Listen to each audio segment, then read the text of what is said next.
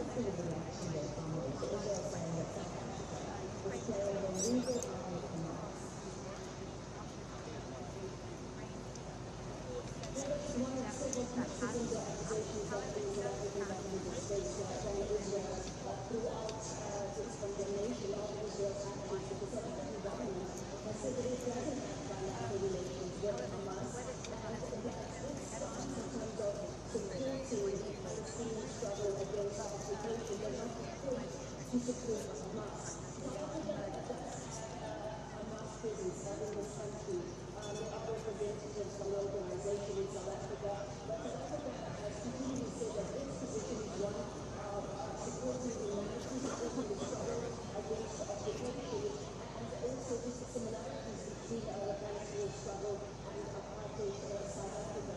The South African Minister of International Relations, just as much as criticized the occupation, she has said in recent days that it doesn't detract from South Africa's concern around Hamas's actions on the 7th of October when that day targeted civilians.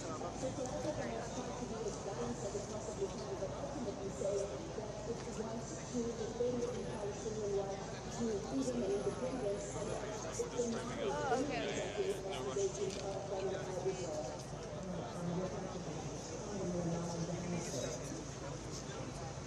South Africa presented detailed and chilling evidence at the ICJ during one of its genocide cases against Israel. Here is new evidence set out from Africa. Step by step, layer by layer, the South African legal team showed that it took part as a historic case and found that 17 judges of the International Court of Justice would say genocidal acts like Israel's mass killing in Gaza counted as one part of the crime perpetrated against the Palestinian people since 1948. This killing is nothing short of destruction of Palestinian life. It is inflicted deliberately. No one is spared, not even newborn babies. The devastation is intended to and has laid waste to Gaza beyond any acceptable legal, let alone humane, justification. In order to establish intent, South Africa's lawyers say the court has the benefit of simply being able to listen to the words of the Israeli leadership.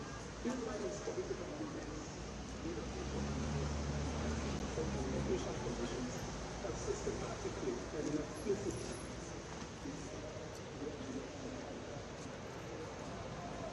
massacres filtering down into the ranks and file of the Israeli army singing proudly.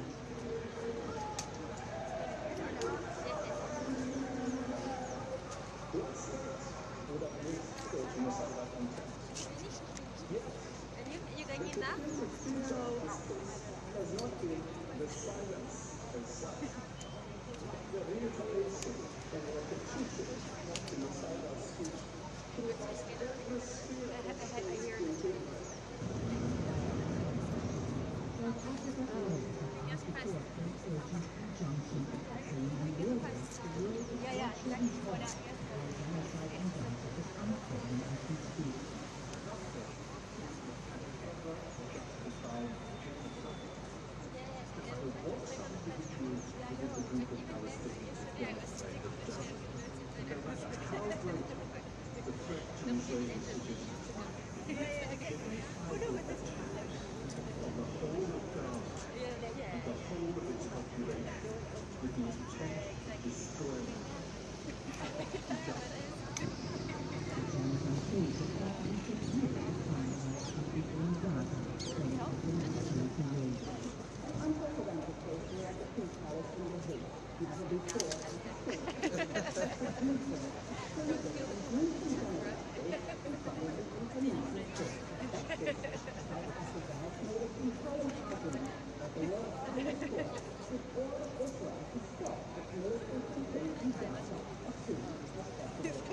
Urgent injunctions by the International Court of Justice are binding, but the world's highest court has no power to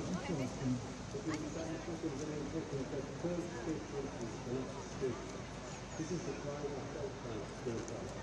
And most reports come that this is being politically right. At least this we find it very this case as On Friday, Israel will respond to the genocide accusations. Supporters already remarked at the ceasefire to battle with Switzerland. Broadcast Al Jazeera to hear. Israel broadcast from the same Gaza fight as the Israelis joining us live from Rafah in the south and fight. I'll give you a reaction to the threat being presented in the world's highest court, even as they continue to be attacked. But like I did next to me. So we have both text and video. Gaza's yesterday following the suppression by the South African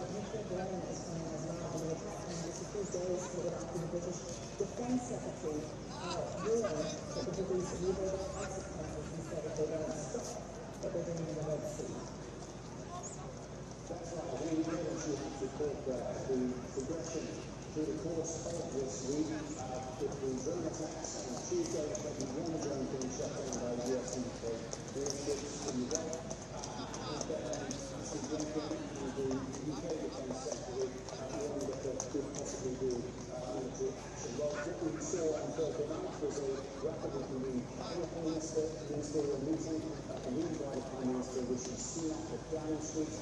Following that, there were further consultations with the opposition parties and the Speaker of the Parliament. It was clear that something very serious was going to happen. And then just after midnight, we had word that the first strikes had gone in. Around a dozen targets hit in this down. The British involvement appears to be 4 RAF Typhoon aircraft operating out of the airbase of Africa 2 in Cyprus.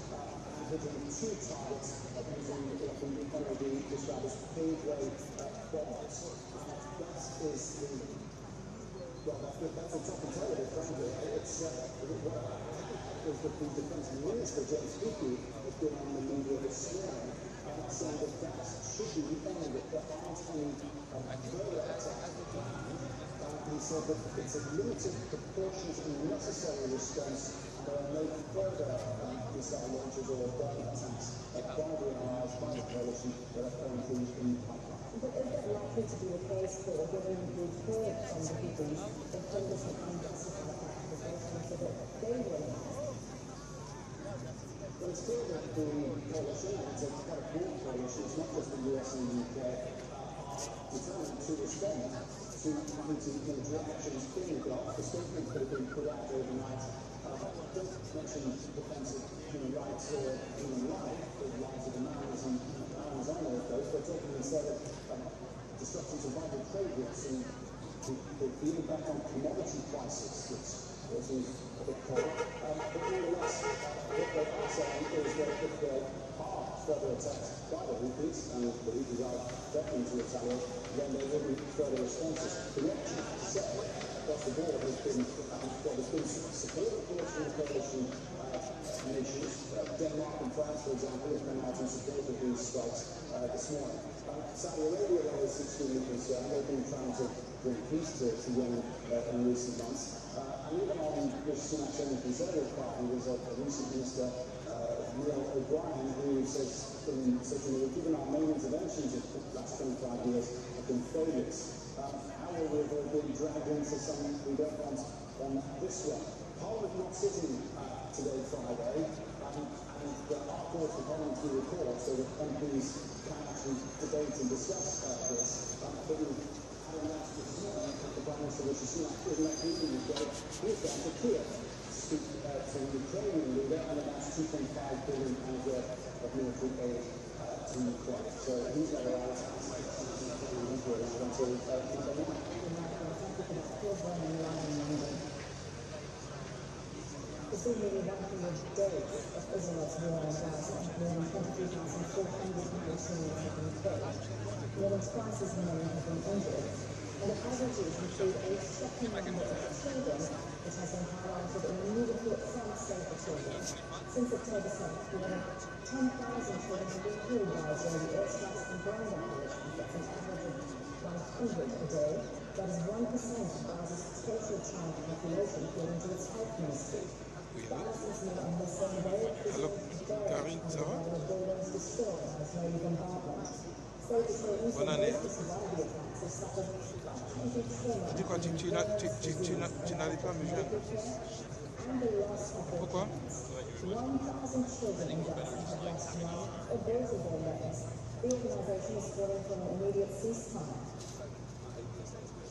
Recently, it saved the children's country director for the occupied Palestinian territories, and he said the ceasefire is only way to protect children in Gaza. Là, je suis aux Pays-Bas. Je suis arrivé hier seulement, donc je ne sais pas ça le problème, je ne sais pas pourquoi tu n'as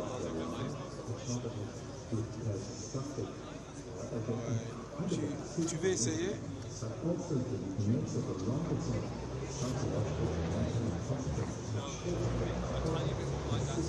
Et c'est bizarre parce que là tu vois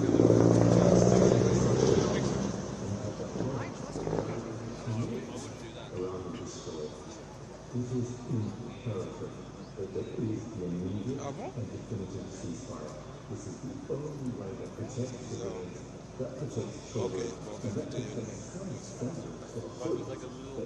écoutez, plus tard, ça va bien?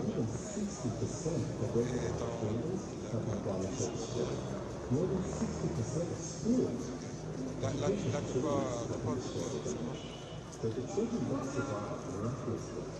Will need parents. The physical injuries will have the right and mental and psychosocial needs, but also the need significant investment in rebuilding their lives.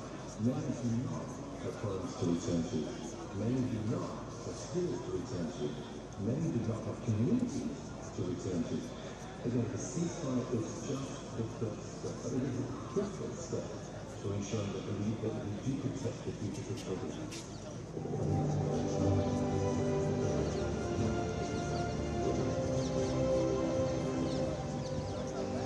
It's been some of the days continuous now, and those in Taiwan are set to choose a new president and members of the legislative body on Saturday. That puts tensions with China remain high. There are growing concerns that Beijing could invade the island that it considers its own. Tony Chen has more on Taipei. China is a major issue. We've seen China's presence very much in the background. During these last weeks, we've seen China's military exercises, the information gathering balloons fly overhead. We've even seen in the last week a Chinese satellite that was launched causing a presidential alert across the island. So I think people are very aware of that. One political commentator said to me yesterday, all three countries concede at this stage that China is a threat. And we are pretty much the same when it comes to China. So if this may go down to domestic issues, how many people I think have concerns like we do in many parts of the world about rising inflation, the cost of living, the ability of the young to be able to afford rising house prices, for example. So I think these are the kinds of issues that may make a difference. We're also seeing young voters looking for a clearer option in this election. There is a clear option on the ballot for the CPP, a political force which we haven't seen before. They're expected to throw up a lot of new votes. And while I think that's what the presidency may not have reached this sort of a political state. Ecuador's newly elected president has declared his country is in a state of war and gang-related violence intensified in major cities. President Daniel declared more than 22,000 soldiers to the border.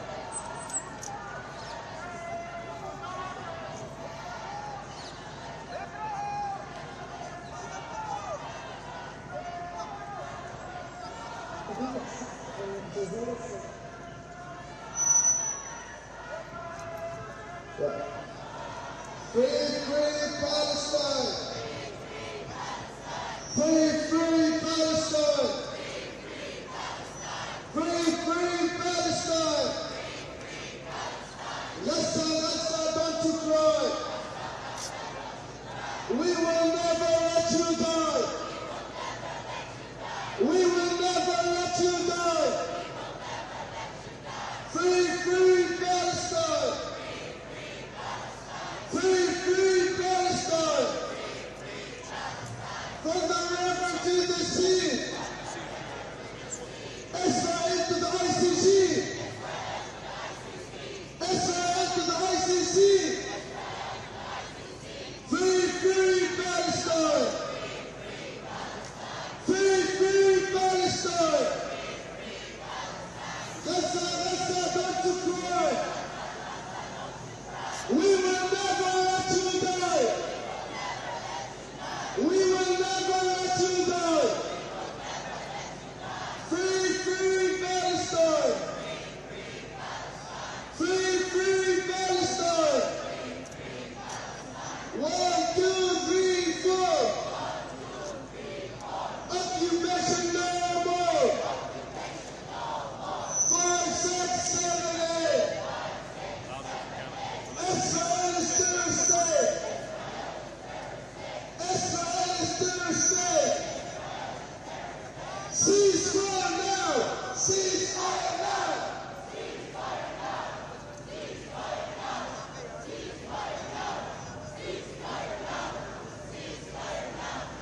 One, two, three, four! Be louder, please! Be louder! Let them hear us, please! 1, 2, 3!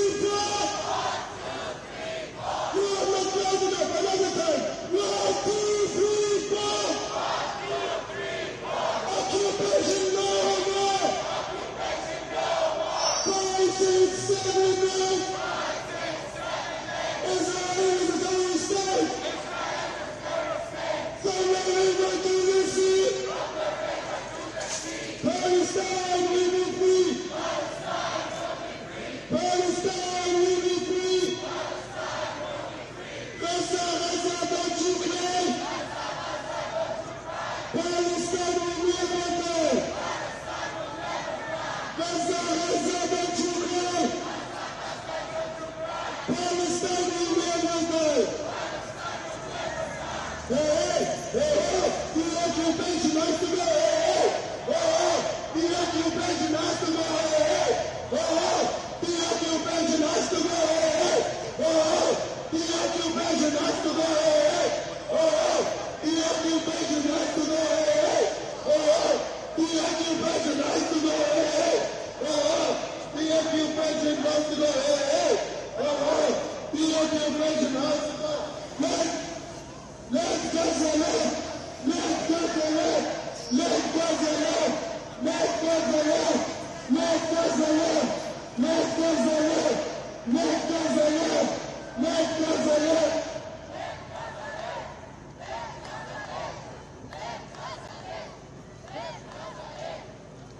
Is there any chance we can spend time just for the next like 10 minutes? If you're here, it's in shop. If you're there, it's fine. I know it's super tight. Can you move this? So we got another live. Because I need that and that. For sure. Yeah. I guess, is it any... No, I can't move now. Streaming. Yes. If just for when we're live, if possible, Yeah. I get it all trying to, like, basically here you're in shop, here you're not. I know it's super tight. If it's possible, if it's not possible, I get it. Just a fraction. C'est pas, peut-être. Non, je comprends tout à fait. If I say like that, for how many times? Ce sera depuis à l'antenne une 5-10 minutes. Ok, allez-y. Après, on peut vous dire, Allez-y. si vous avez besoin de changer la caméra, je le ferai. Ok, d'accord. Merci.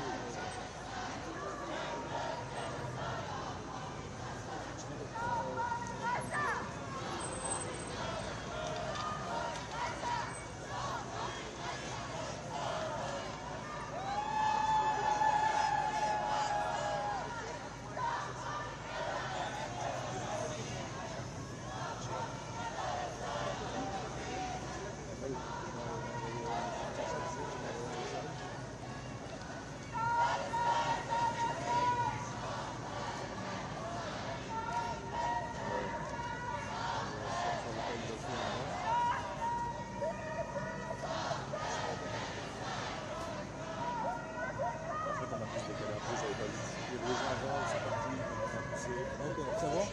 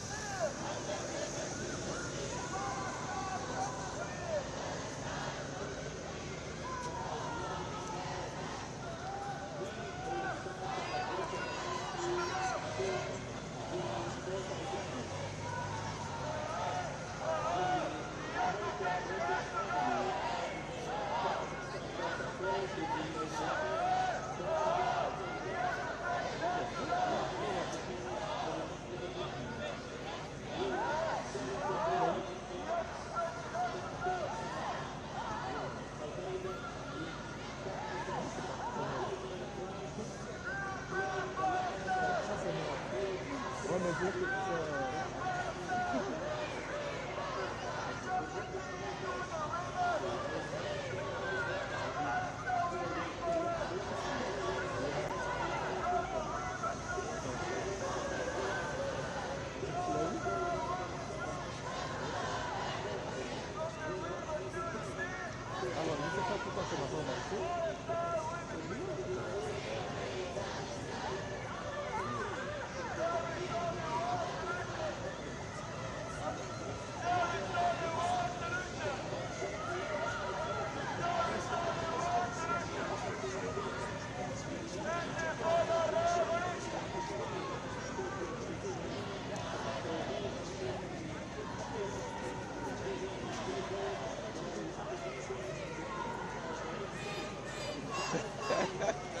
Good to meet you. Yes. Yeah, I mean, I was kind of walking around the the mess. When you called the woman, I mean, do you want to try and interview people like on the edge maybe, or? Yeah, I feel like We should do it. on va.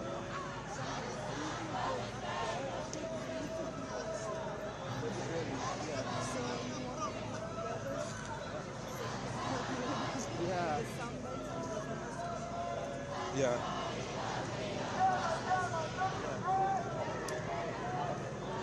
Yeah, no, I'm here to help. So whatever. I feel like I should get one Palestinian. Yeah. Yes. Yeah. We can do maybe after 10. At 10. Yeah.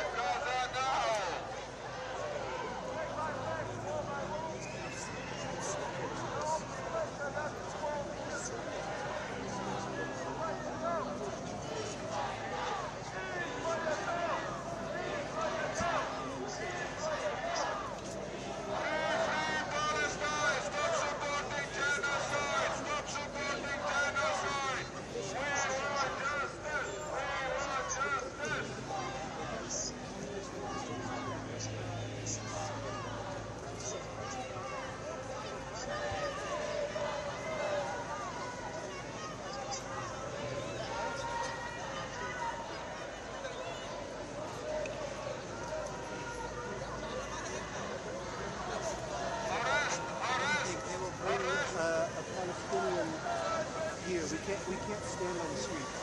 Okay. Because the cars, but we'll bring someone here, and then we can film with them in the backgrounds. Okay. What do you think? But for now, we can't do the vote until 10. Until 10, what time is it? 20 minutes? Yes. Maybe if you. But I need to do yes, I need to do with light.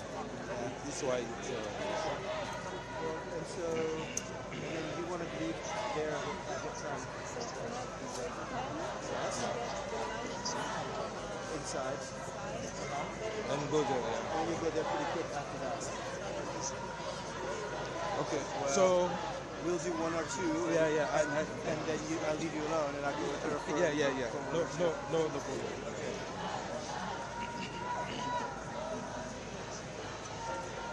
feel like I should just go get one essentially right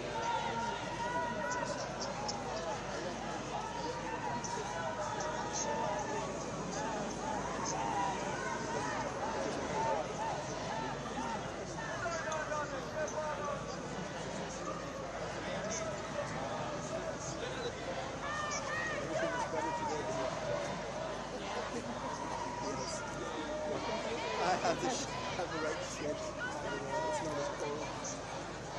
I caught the trains. Yesterday I was having trouble to hold the phone. The seats goes.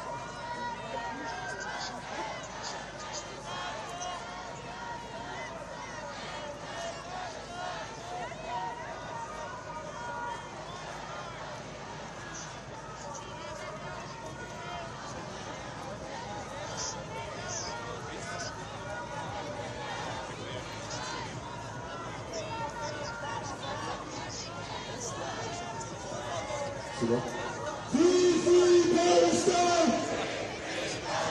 Free Palestine! Free Gaza! Free Gaza! Stop the genocide! Stop the genocide! Stop the genocide! Stop the genocide! Stop the genocide!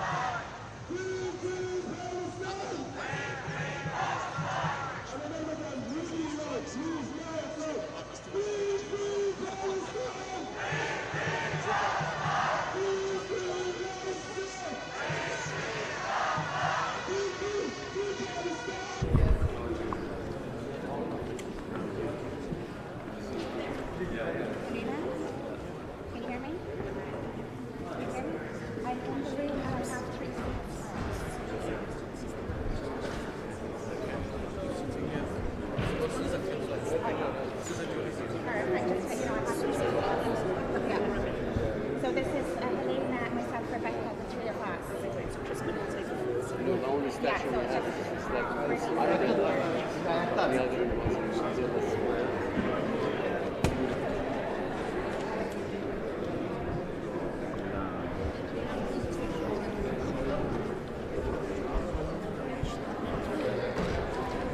Thank you.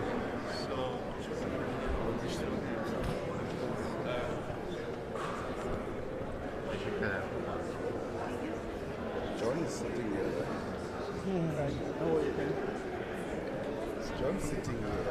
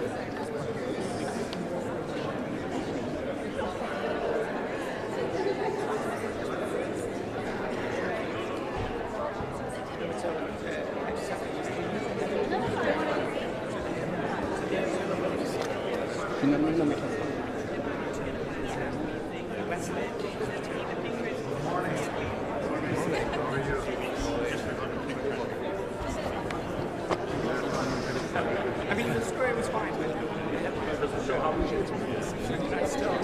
Perfect. Good morning, class. How are you? Fine. Are you ready? How are you? I'm fine, and you? Perfect. Thank you so much. Glad.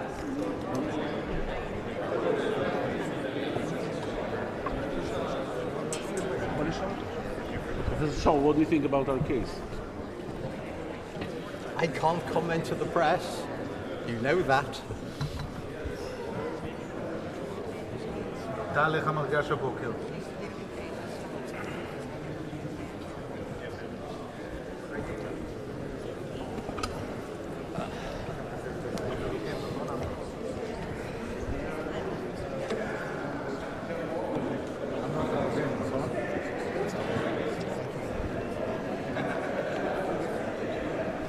אמנון כדוגם, נכון?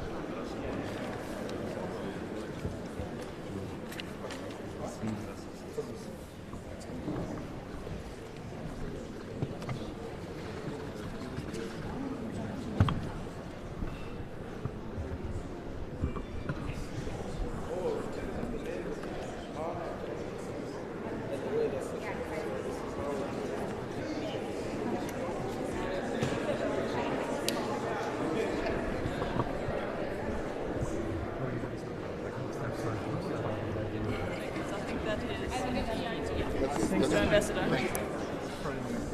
Oh, thank you very much. That's very much enough. Thank you.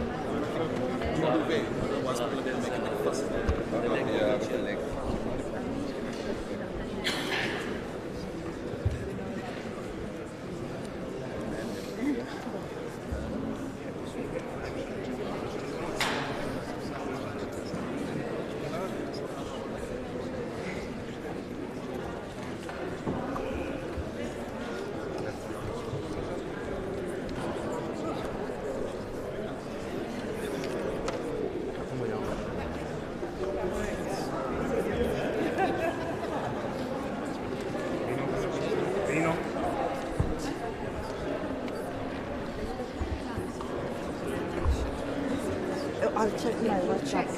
No, I have to send it to somebody because I don't think it's right.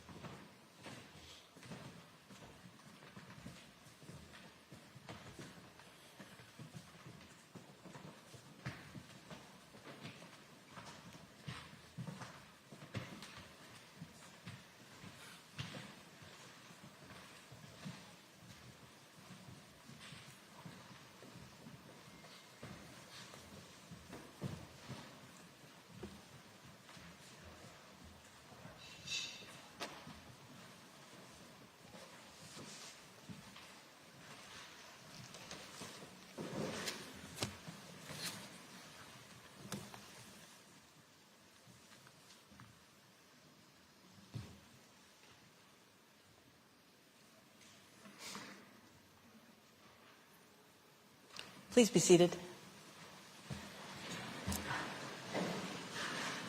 The sitting is open. The court meets this morning to hear the State of Israel present its single round of oral argument on the request for the indication of provisional measures submitted by the Republic of South Africa on 29 December 2023 in the case concerning application of the Convention on the Prevention and Punishment of the Crime of Genocide in the Gaza Strip, South Africa versus Israel. I shall now give the floor to the co-agent of Israel, Mr. Tal Becker. You have the floor, Excellency.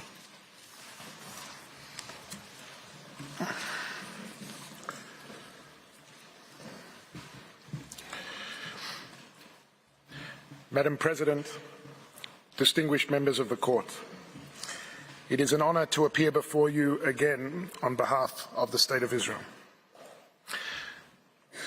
The State of Israel is singularly aware of why the Genocide Convention, which has been invoked in these proceedings, was adopted. Seared in our collective memory is the systematic murder of 6 million Jews as part of a premeditated and heinous program for their total annihilation. Given the Jewish people's history and its foundational texts, it is not surprising that Israel was among the first states to ratify the Genocide Convention without reservation and to incorporate its provisions in its domestic legislation. For some, the promise of never again for all peoples is a slogan. For Israel, it is the highest moral obligation. Raphael Lemkin, a Polish Jew who witnessed the unspeakable horrors of the Holocaust, is credited with coining the term genocide. He helped the world recognize that the existing legal lexicon was simply inadequate to capture the devastating evil that the Nazi Holocaust unleashed. The applicant has now sought to invoke this term in the context of Israel's conduct in a war it did not start and did not want. A war in which Israel is defending itself against Hamas, Palestinian Islamic Jihad, and other terrorist organizations whose brutality knows no bounds. The civilian suffering in this war, like in all wars, is tragic. It is heartbreaking. The harsh realities of the current hostilities are made especially agonizing for civilians, given Hamas's reprehensible strategy of seeking to maximize civilian harm to both Israelis and Palestinians, even as Israel seeks to minimize it.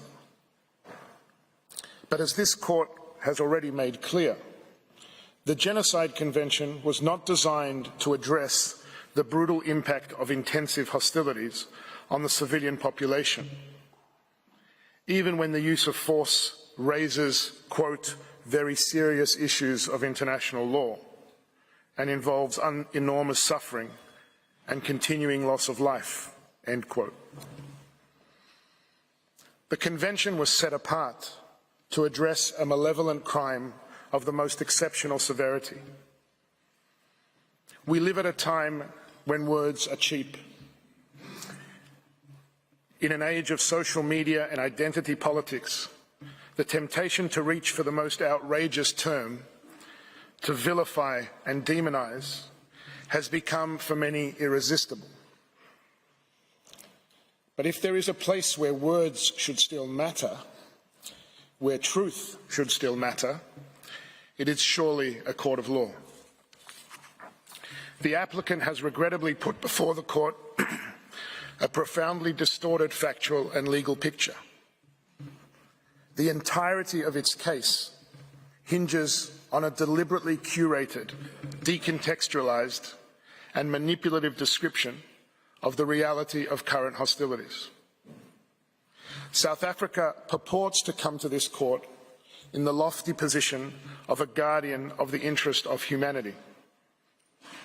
But in delegitimizing Israel's 75-year existence in its opening presentation yesterday, that broad commitment to humanity rang hollow. And in its sweeping counterfactual description of the Israeli-Palestinian conflict, it seemed to erase both Jewish history and any Palestinian agency or responsibility. Indeed, the delegitimization of Israel since its very establishment in 1948 in the applicant's submissions sounded barely distinguishable from Hamas's own rejectionist rhetoric. It is unsurprising, therefore, that in the applicant's telling, both Hamas's responsibility for the situation in Gaza and the very humanity of its Israeli victims are removed from view. The attempt to weaponize the term genocide against Israel in the present context does more than tell the court a grossly distorted story, and it does more than empty the word of its unique force and special meaning. It subverts the object and purpose of the Convention itself, with ramifications for all states seeking to defend themselves against those who demonstrate total disdain for life and for the law. Madam President, members of the court, on Saturday, October 7th, a Jewish religious holiday, thousands of Hamas and other militants breached Israeli sovereign territory by sea, land and air, invading over 20 Israeli communities, bases and the site of a music festival. What proceeded, under the cover of thousands of rockets fired indiscriminately into Israel, was the wholesale massacre, mutilation, rape and abduction of as many citizens as the terrorists could find before Israel's forces repelled them. Openly displaying elation, they tortured children in front of parents and parents in front of children, burned people, including infants, alive, and systematically raped and mutilated scores of women, men and children. All told, some 1,200 people were butchered that day, more than 5,500 maimed, and some 240 hostages abducted, including infants, entire families, persons with disabilities, and Holocaust survivors, some of whom have since been executed, many of whom have been tortured, sexually abused, and starved in captivity. Representatives of the hostages' families are in this courtroom today, and we acknowledge their presence and their boundless suffering. We know of the brutality of October 7th, not only from the harrowing testimonies of the survivors, the unmistakable proof of carnage and sadism left behind, and the forensic evidence taken at the scene. We know it because the assailants proudly filmed and broadcast their barbarism. The events of that day are all but ignored in the applicant's submissions, but we are compelled to share with the court some fraction of its horror. The largest calculated mass murder of Jews in a single day since the Holocaust. We do so not because these acts, however sadistic and systematic, release Israel of its obligations to uphold the law as it defends its citizens and territory. That is unquestionable. We do so because it is impossible to understand the armed conflict in Gaza without appreciating the nature of the threat that Israel is facing and the brutality and lawlessness of the armed force confronting it. In the volume of materials submitted to members of the court, access has been provided to a portion of the raw footage for separate screening. But I am obliged to put before the court today some small fragment of the scenes of unfathomable cruelty that took place in hundreds of locations on that horrible day. Johnny Simantov, a wheat farmer, and his wife Tamar, an activist for women's rights, lived in kibbutz near Oz. When the rocket fire started, they hid in the safe room with their 4-year-old son Omer and their 6-year-old twins Arbel and Shachar. During their rampage, Hamas militants set fire to their house. Johnny texted his sister Renee, "They're here. They're burning us. We're suffocating." The whole family was burned alive to ashes, making DNA identification especially difficult. A survivor of the Nova Music Festival massacre testified to police to witnessing a Hamas militant brutally raping a young woman, as another militant cut off her breast and toyed with it. A second militant then raped her again, shooting her in the head while still inside her. In one video recorded by a home surveillance system, a Hamas militant throws a grenade into a safe room where a father and his 2 sons have rushed to hide. The father is killed. The 2 sons are injured and bleeding as a militant pulls them into the living room. One child can be heard screaming to his brother, "Why am I alive? I can't see anything. They're going to kill us." The militant casually opens the fridge, takes out a bottle and drinks. And then there is this recording from kibbutz Mefalsim. قاعد بكلمك من جوال يهودية قتلتها وقتلت جوزها 10 فيديو يابا قتلت 10 يابا 10 فيديو قتلت يابا افتح الواتس شوف كيف قتلت يابا افتح بدي عليك واتس قول له وين بروح 10 فيديو يابا دمهم على ايدي اعطينا امي اعطينا امي. As stated, none of these atrocities absolve Israel of its obligations under the law. But they do enable the court to appreciate 3 core aspects of the present proceedings, which the applicant has obscured from view. First, that if there have been acts that may be characterized as genocidal, then they have been perpetrated against Israel. If there is a concern about the obligations of states under the Genocide Convention, then it is in relation to their responsibilities to act against Hamas's proudly declared agenda of annihilation, which is not a secret and is not in doubt.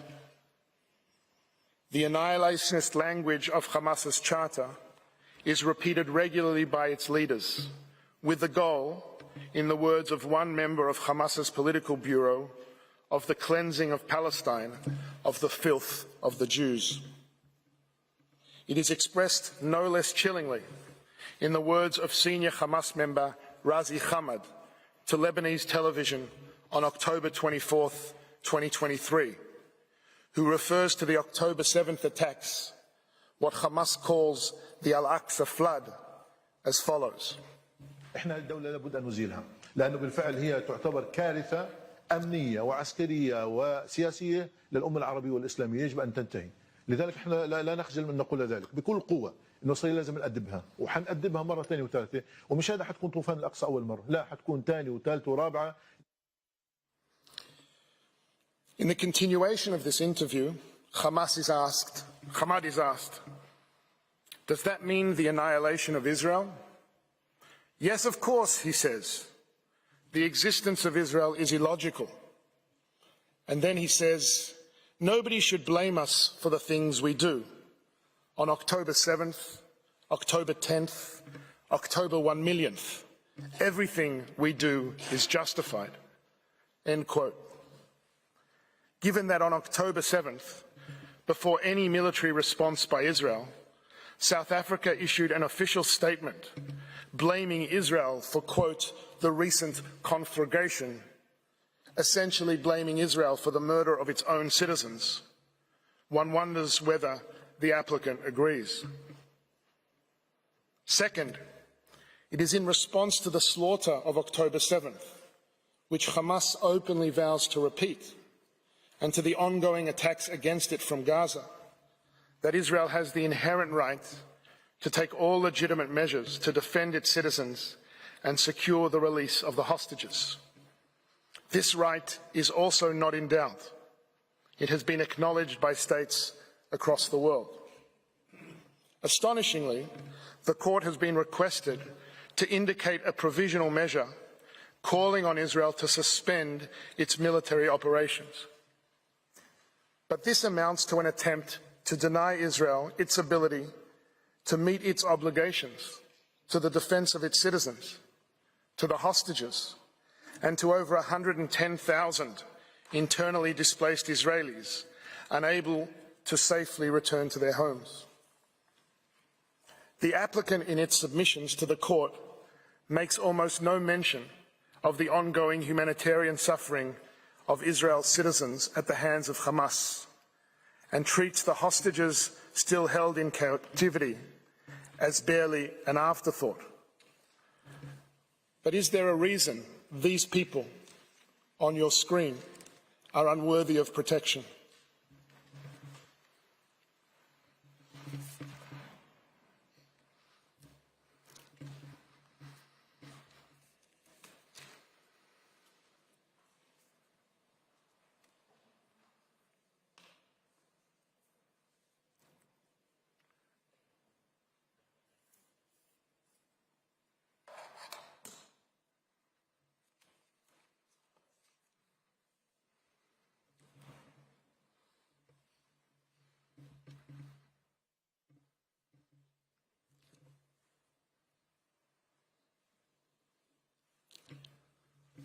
Hamas is not a party to these proceedings. The applicant, by its request, seeks to thwart Israel's inherent right to defend itself, to let Hamas not just get away with its murder, literally, but render Israel defenseless as Hamas continues to commit it. Yesterday, counsel for the applicant made the astonishing claim that Israel was denied this right, and as a matter of fact should not be able to protect itself from Hamas's attacks.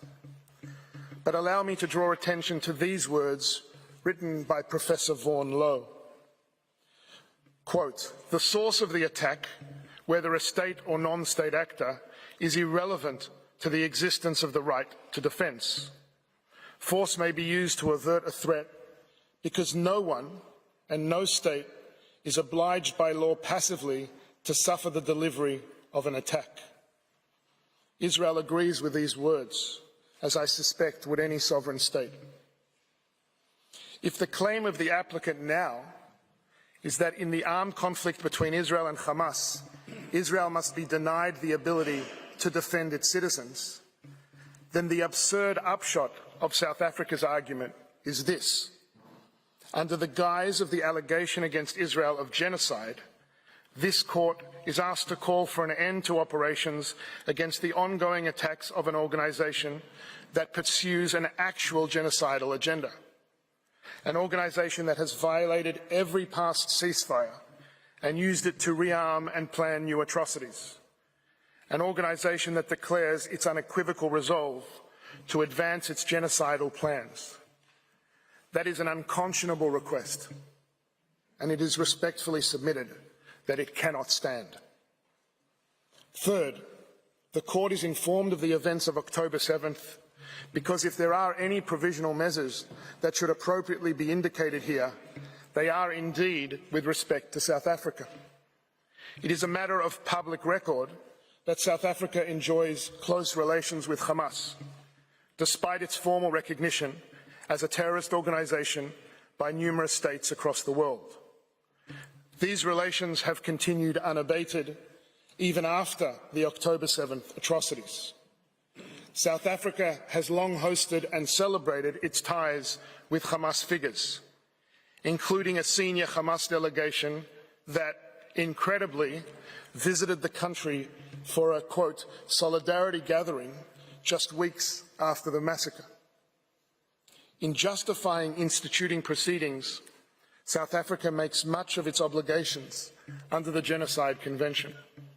It seems fitting, then, that it be instructed to comply with those obligations itself, to end its own language of delegitimization of Israel's existence, end its support for Hamas, and use its influence with this organization so that Hamas permanently ends its campaign of genocidal terror and releases the hostages.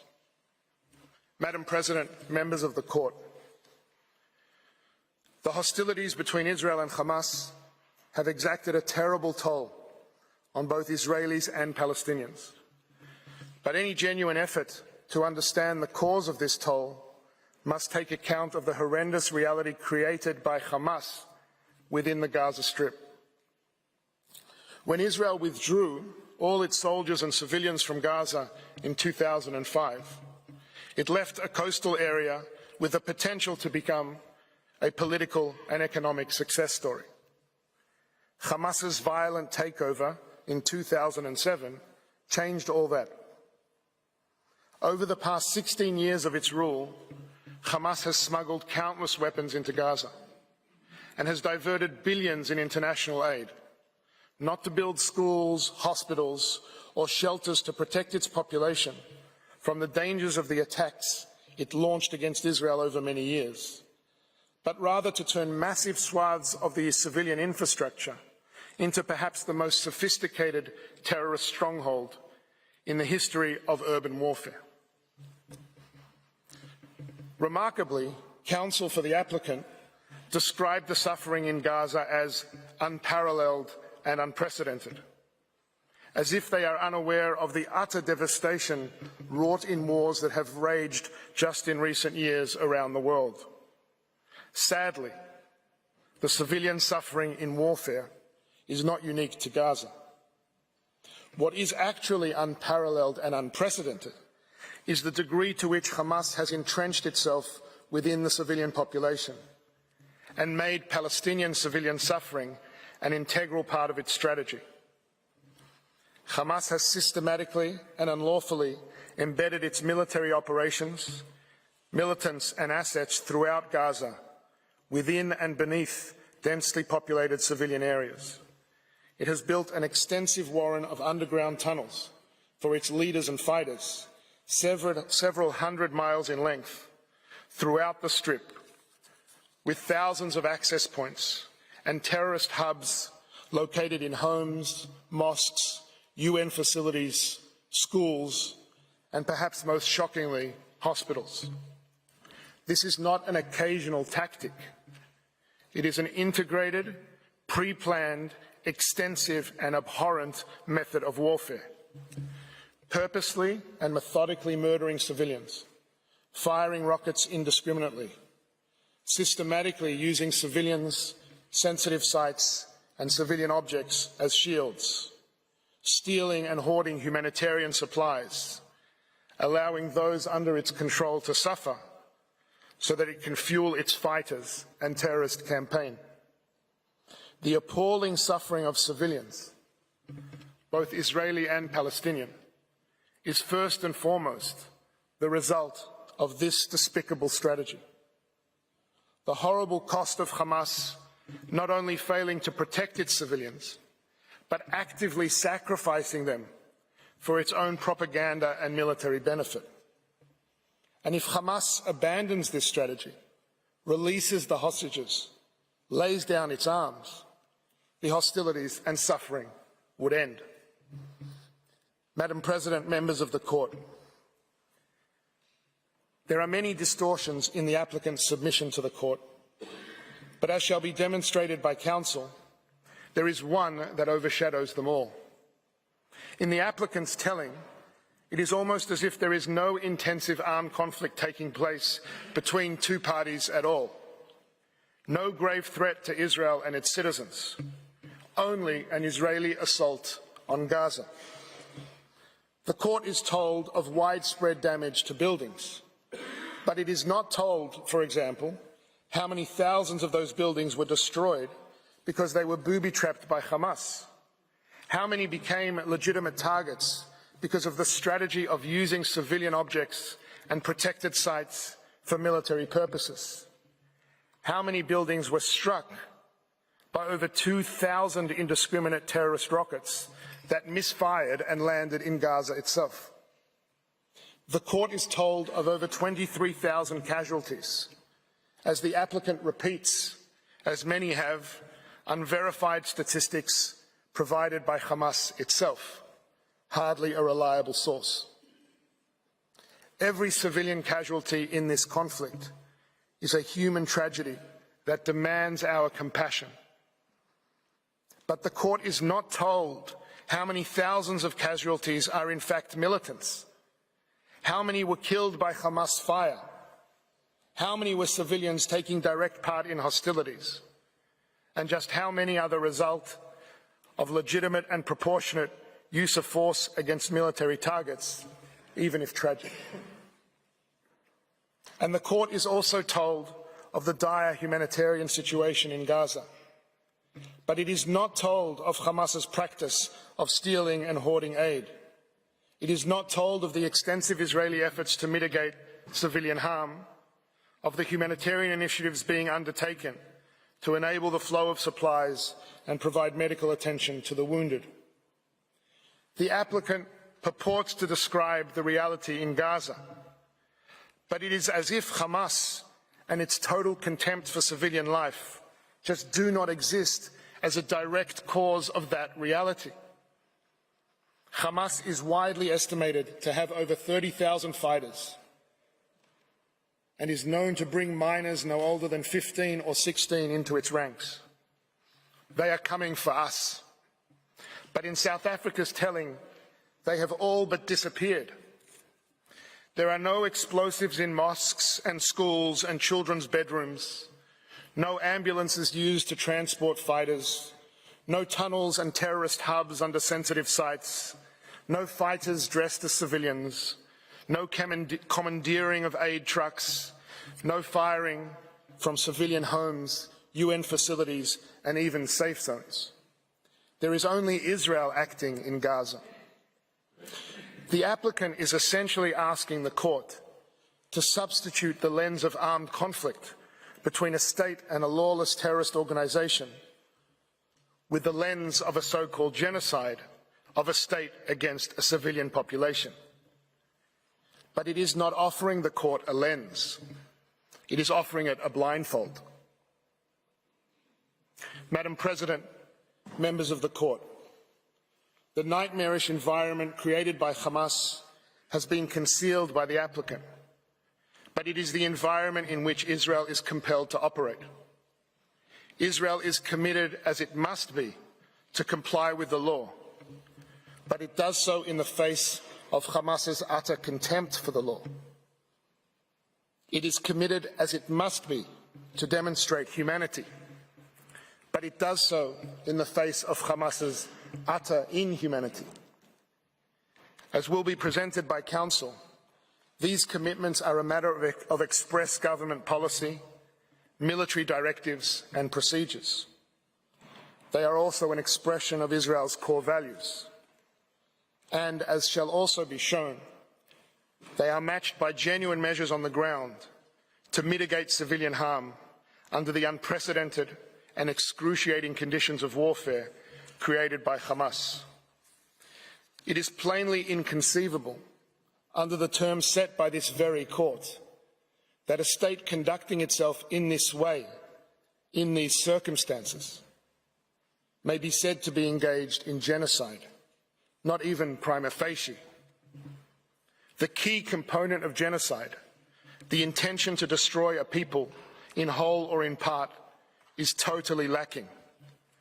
What Israel seeks by operating in Gaza is not to destroy a people, but to protect a people, its people, who are under attack on multiple fronts, and to do so in accordance with the law, even as it faces a heartless enemy determined to use that very commitment against it. As will be detailed by Council, Israel's lawful aims in Gaza have been clearly and repeatedly articulated by its Prime Minister, its Defence Minister, and all members of the War Cabinet. As the Prime Minister reiterated yet again this week, Israel is fighting Hamas terrorists, not the civilian population. Israel aims to ensure that Gaza can never again be used as a launch pad for terrorism. As the Prime Minister reaffirms, Israel seeks neither to permanently occupy Gaza or to displace its civilian population. It wants to create a better future for Israelis and Palestinians alike, where both can live in peace, thrive and prosper, and where the Palestinian people have all the power to govern themselves, but not the capacity to threaten Israel. If there is a threat to that vision, if there is a humanitarian threat to the Palestinian civilians of Gaza, it stems primarily from the fact that they have lived under the control of a genocidal terrorist organization that has total disregard for their life and well-being. That organization, Hamas, and its sponsors seek to deny Israel, Palestinians, and Arab states across the region the ability to advance a common future of peace, coexistence, security, and prosperity. Israel is in a war of defense against Hamas, not against the Palestinian people, to ensure that they do not succeed. In these circumstances, there can hardly be a charge more false and more malevolent than the allegation against Israel of genocide. The applicant has regrettably engaged in a transparent attempt to abuse the Convention's compulsory jurisdiction mechanism, and in particular the provisional measures phase of proceedings, to bring under the purview of the court matters over which, in truth, it lacks jurisdiction. Madam President, members of the court, the Genocide Convention was a solemn promise made to the Jewish people and to all peoples of never again. The applicant, in effect, invites the court to betray that promise. If the term genocide can be so diminished in the way that it advocates, if provisional measures can be triggered in the way that it suggests, the Convention becomes an aggressor's charter. It will reward, indeed encourage, the terrorists who hide behind civilians at the expense of the states seeking to defend against them.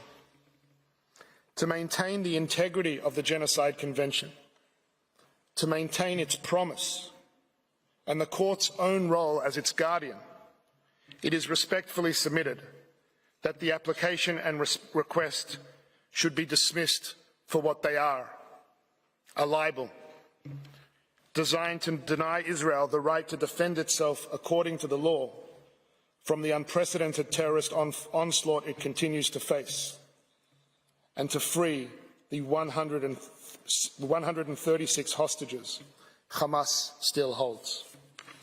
I thank you for your kind attention. May I ask, Madam President, that you call Professor Shaw to the podium. I thank the co-agent of Israel for his statement, and I now invite Professor Malcolm Shah to take the floor. You have the floor, Professor Shah.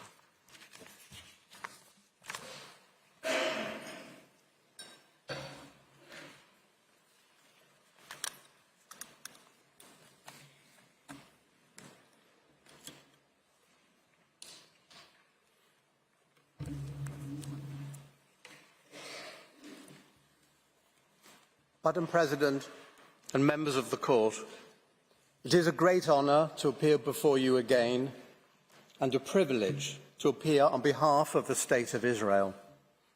It is my task today to address the issues falling within the general categories of prima facie jurisdiction and the preservation of alleged rights sought to be protected. However, I would like first to make a preliminary comment about the key question of context. It constitutes the framework for the consideration of this request for the grant of provisional measures. South Africa casts its net widely. In its application, it uses the word context many times. In particular, it declares that it is important to place the acts of genocide in the broader context of Israel's conduct towards the Palestinians during its 75-year-long apartheid. Leaving aside the outrageous nature of that statement, why stop at 75 years? Why not refer to 1922 and the approval by the Council of the League of Nations of the British Mandate?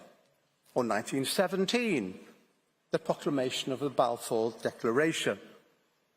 Maybe also include the entry into the land of Israel of the Israelite tribes some 3,500 years ago. No.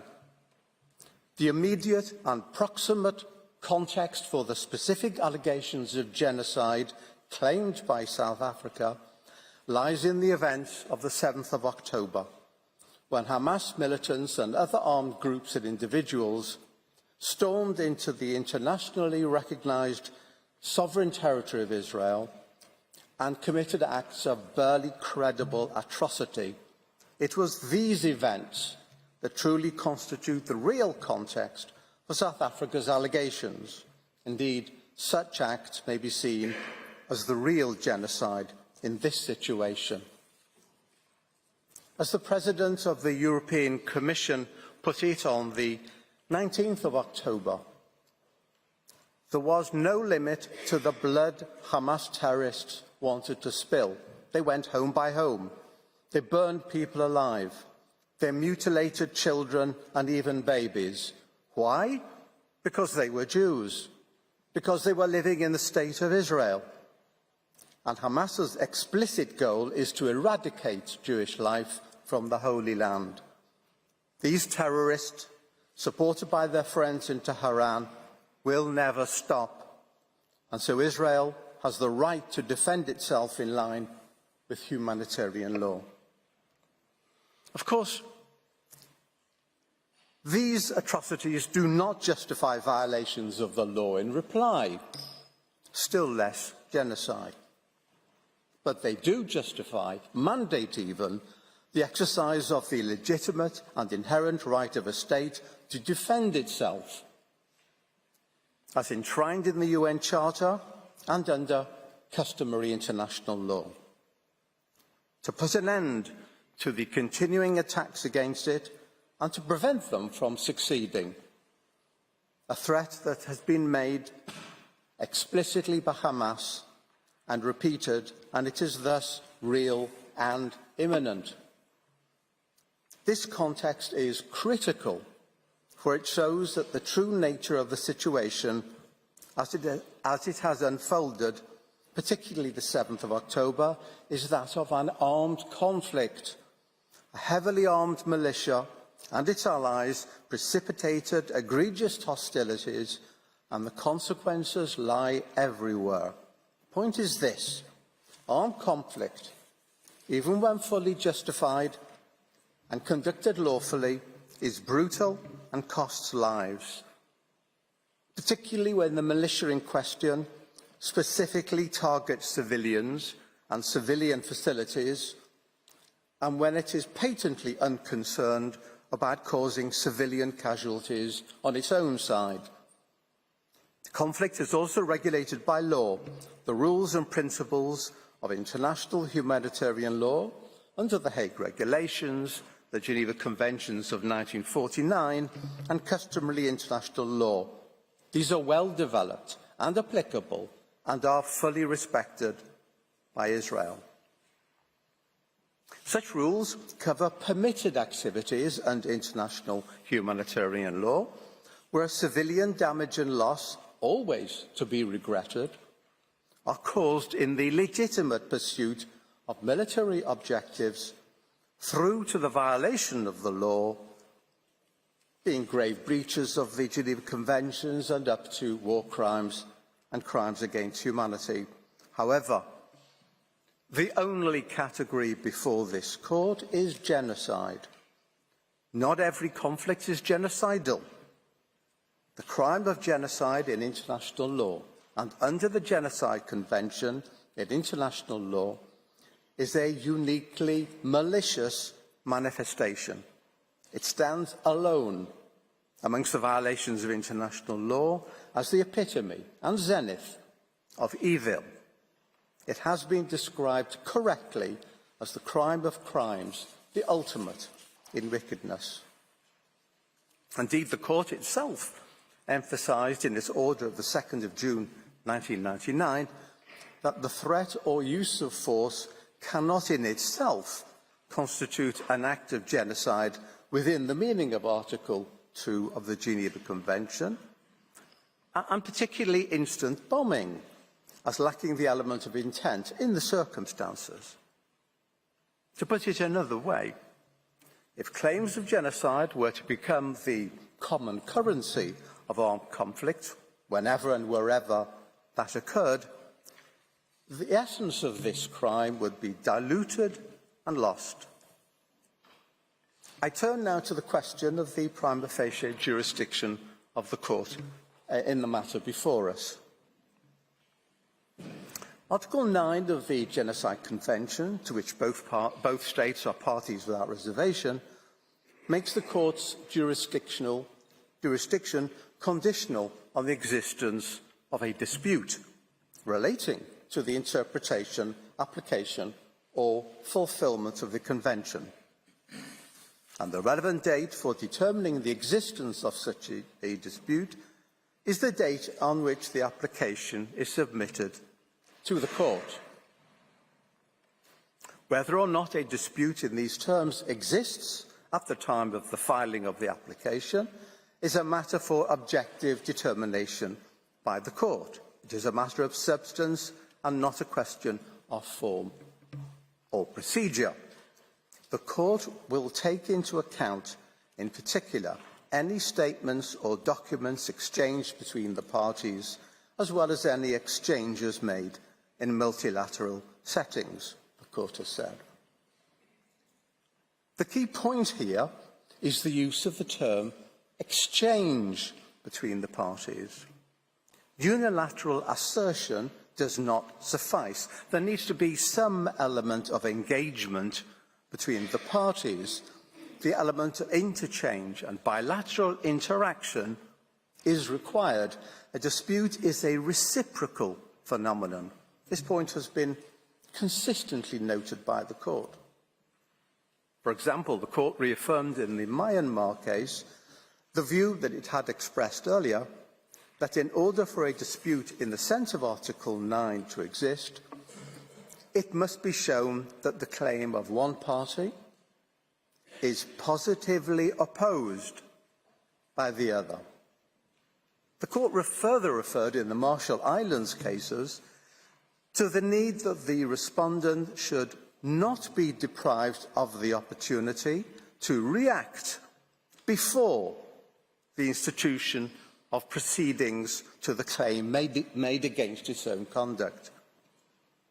Where a state makes an assertion concerning the conduct of another state, it must thus give the latter a reasonable opportunity to respond before resorting to litigation, particularly in a matter of such severity as an accusation of genocide, and particularly before a court of this standing.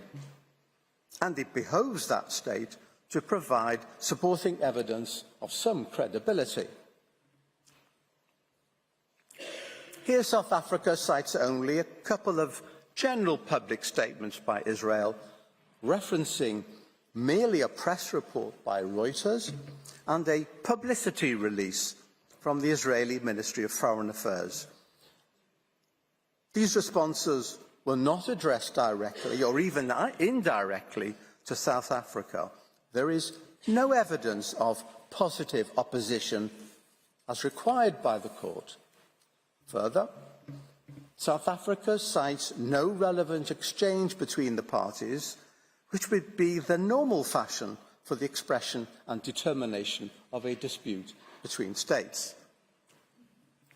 This actually typifies how South Africa has approached this matter.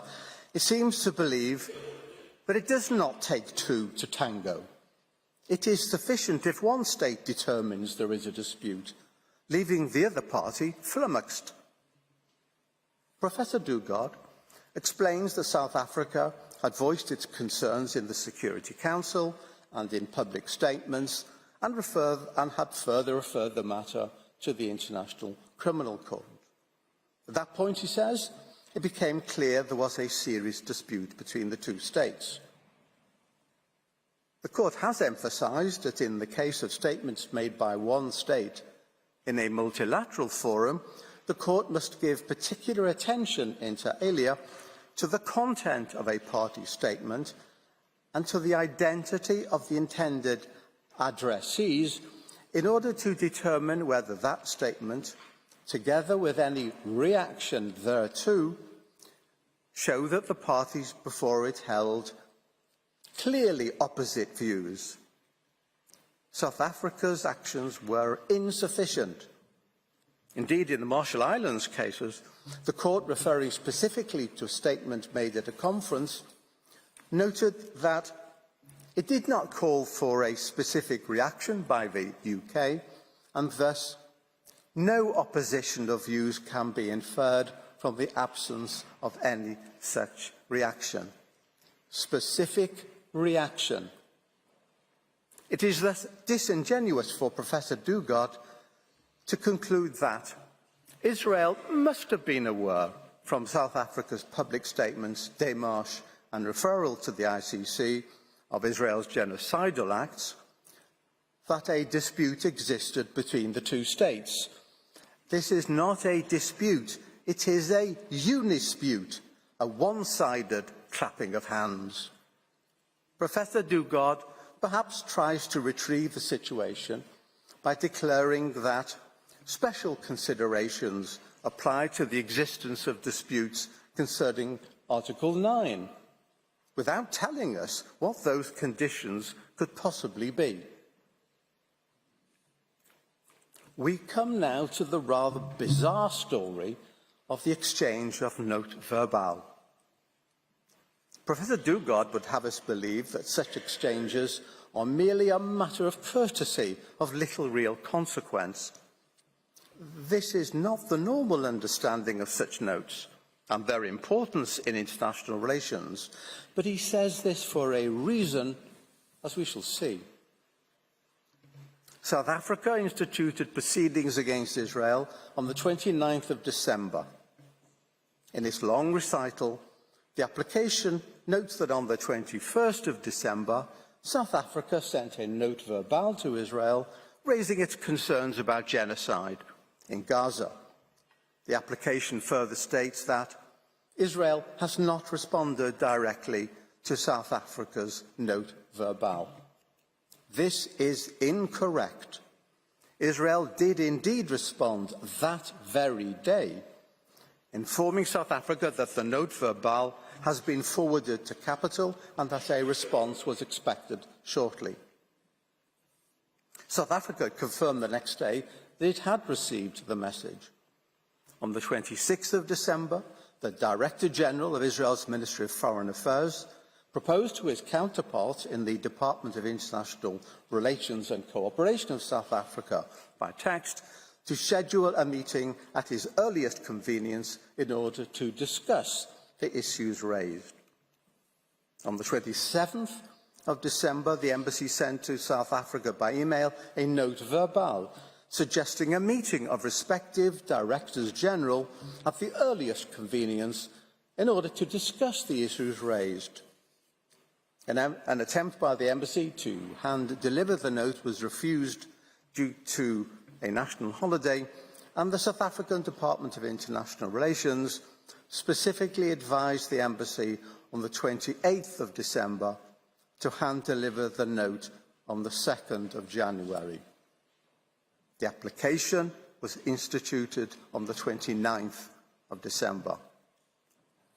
This was an attempt by the State of Israel, in good faith, to open a dialogue and discuss South Africa's concerns. However, not only was this ignored at the relevant time, but South Africa proceeded to institute proceedings the following day and declared in its application that no reply had been received to its note verbal, which was patently not the case.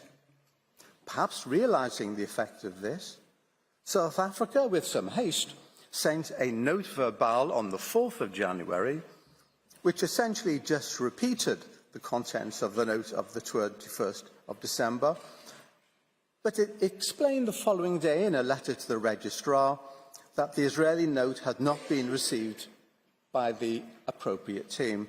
Israel has proof of receipt. It also stated that the dispute is plainly not capable of resolution by way of a bilateral meeting. Nevertheless, it suggested to hold a meeting the next morning. Israel replied the next morning, expressing surprise that South Africa had instituted proceedings without taking up the sincerely made offer to hold consultations, and conveying its wish for discussions to be held following the close of these oral hearings. South Africa, in a note dated the 10th of January, summarily and surprisingly, in the circumstances, said there was no point in such a meeting. Curious indeed. South Africa decided unilaterally that a dispute existed, irrespective of Israel's conciliatory and friendly response since repeated. Perhaps had South Africa taken up this offer, at the time proffered as a result of its own note, the parties may have decided there was no dispute as such to place before the court under the Genocide Convention, and that South Africa's expressed concerns over the genocide allegation would have been assuaged. We may never know. South Africa's precipitate institution of proceedings foreclosed that option. It's a point worth underlining. South Africa did not give Israel a reasonable opportunity to engage with it on the matters under consideration before filing its, no doubt, long-prepared application. One wonders whether South Africa, at the very last moment, suddenly realised that it needed to show the existence of a dispute under the terms of the Genocide Convention and proceeded to hastily formulate and dispatch a flurry of notes. The court can grant orders for provisional measures only where the provisions relied upon by the applicant appear prima facie to afford a basis on which its jurisdiction could be founded, although it need not satisfy in itself in a definitive manner that it has jurisdiction as regards the merits of the case. It's not an easy matter to determine whether a prima facie case exists. It rests between full proof and complete absence of proof, and is intended to ensure that the court functions effectively and efficiently, but there has to be something tangible in terms of the provisions in question. The provisional measures procedure is a complex instrument in that the court has to decide upon the basis of certain assumptions which may or may not be disproved at a later stage of the proceedings. This is particularly difficult in such an egregious matter as an allegation of genocide. were understood by the,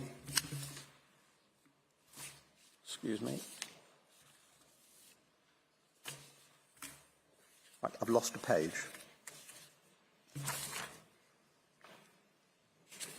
Okay. Where the standard of proof at the merit stage is high, the court having made it clear that claims against a state involving charges of exceptional gravity must be proved by evidence that is fully conclusive. That is not the case, of course, at the provisional measures stage, but it's also not negligible. The court is asked to grant, in this case, a number of measures that in effect assume that the party in question is committing genocide. As Mr. Staker will show later this morning, mud is thrown at a stage before conclusive proof, and it may stick even if the accusation is comprehensively disproved at the merits phase, as we expect. A serious political and security price may be paid by the grantee of such measures, even though it may later be shown to be completely unwarranted. This must surely require that the court acts with caution and understanding, particularly in evaluating the components of the allegation in law. Provisional measures are intended to constitute a shield and not a sword, to preserve, not undermine, rights. We have shown that one element of Article 9, that of the need to demonstrate the existence of a dispute, as understood by the court in the light of its case law, is lacking. The second element concerns the question as to whether the act complained of by the applicant can be seen as falling within the provisions of the Convention. The court has noted that only at the merit stage can it be determined whether the provisions in question of the Convention have been violated. To accomplish this, the necessary specific intent to destroy in whole or in part a national, ethnical, racial or religious group as such has to be proved. However, this cannot be read as a complete rejection of consideration of the intent criterion for current purposes. The court in the Myanmar case noted that a finding of violations at the merit stage notably depends on the existence of intent, notably, not exclusively. Myanmar is not a ruling that intent is irrelevant in a consideration of prima facie jurisdiction. It is a ruling that, in conclusion, as to whether or not violations have actually occurred, is a matter for the merits which notably depends on an assessment of intent. This clearly leaves open the possibility that intent is indeed a factor in determining prima facie jurisdiction in provisional measures proceedings. This also comports with the logic of the situation. The Act's elements of the definition of genocide are listed in Article 2, and for present purposes there is no need to go through them. The issue is this: what determines the existence of the crime of genocide is the intention to destroy, in whole or in part, a particular group as such. That is what distinguishes genocide from other international law crimes, such as war crimes or crimes against humanity. To consider the act alone, as listed in Article 2, with no reference at all to the intent criterion, is thus to denude the crime of its very essence. Hamlet without the prince, a car without an engine. We are at the provisional measures phase of this case. South Africa does not have to prove that genocidal acts have been or are being committed, but it does have to show that the Genocide Convention is in play. After all, this court has no jurisdiction to consider any other alleged crimes, however serious. We are only concerned with genocide. It is indeed a difficult balance for the court. The court has stated that what is required at this stage is to establish whether the acts complained of are capable of falling within the provisions of the Genocide Convention. But the acts complained of may only be capable of falling within the provisions of the Genocide Convention if the intent is present. Otherwise, such acts cannot constitute genocide. The factor of intent colours the whole question of Article 2 acts. In other words, that there is prima facie evidence that the acts that may fall within the Convention, necessarily importing the intent element, have been established as such. South Africa accepts the need to demonstrate intent. It referred to the concept of specific intent in its application, both generally and in the specific context of its discussion of the Court's prima facie jurisdiction in provisional measures proceedings. Indeed, South Africa placed a considerable emphasis upon intent in its pleadings yesterday by Ms. Hassim. Mr. Kaitobi devoted his whole pleading to this requirement. As far as the acts are concerned in this case, there is little beyond random assertions to demonstrate that Israel has or has had the specific intent to destroy, in whole or in part, the Palestinian people as such. The intention faced with the 7th of October atrocities and the continuing rocket fire and incarceration of the hostages on the part of Israel to act in order to defend itself so as to terminate the threats against it and rescue the hostages certainly exists. The intent to deal with the armed militants of Hamas and other such groups is undeniable. Were it the case, which we deny, that Israeli forces have transgressed some of the rules of conflict, then the matter will be tackled at the appropriate time by Israel's robust and independent legal system. But that is not the intent to destroy all or part of a people as such. Israel's actions in restricting its targeting practices to attack military personnel or objectives in accordance with international humanitarian law in a proportionate manner in each case, as well as its practice of mitigating civilian harm, such as by forewarning civilians of impending action by the unprecedented and extensive use of telephone calls, leafleting, and so forth, coupled with the facilitation of humanitarian assistance, all demonstrate the precise opposite of any possible genocidal intent. South Africa, in seeking to discover the necessary intent, presents a distorted picture.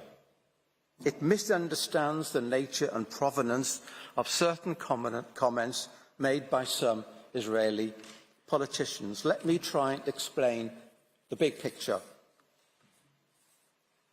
Israel possesses a clear and effective structure of authority with regard to governmental decision. The war against Hamas is managed on behalf of the government by two central organs: the Ministerial Committee on National Security Affairs and the War,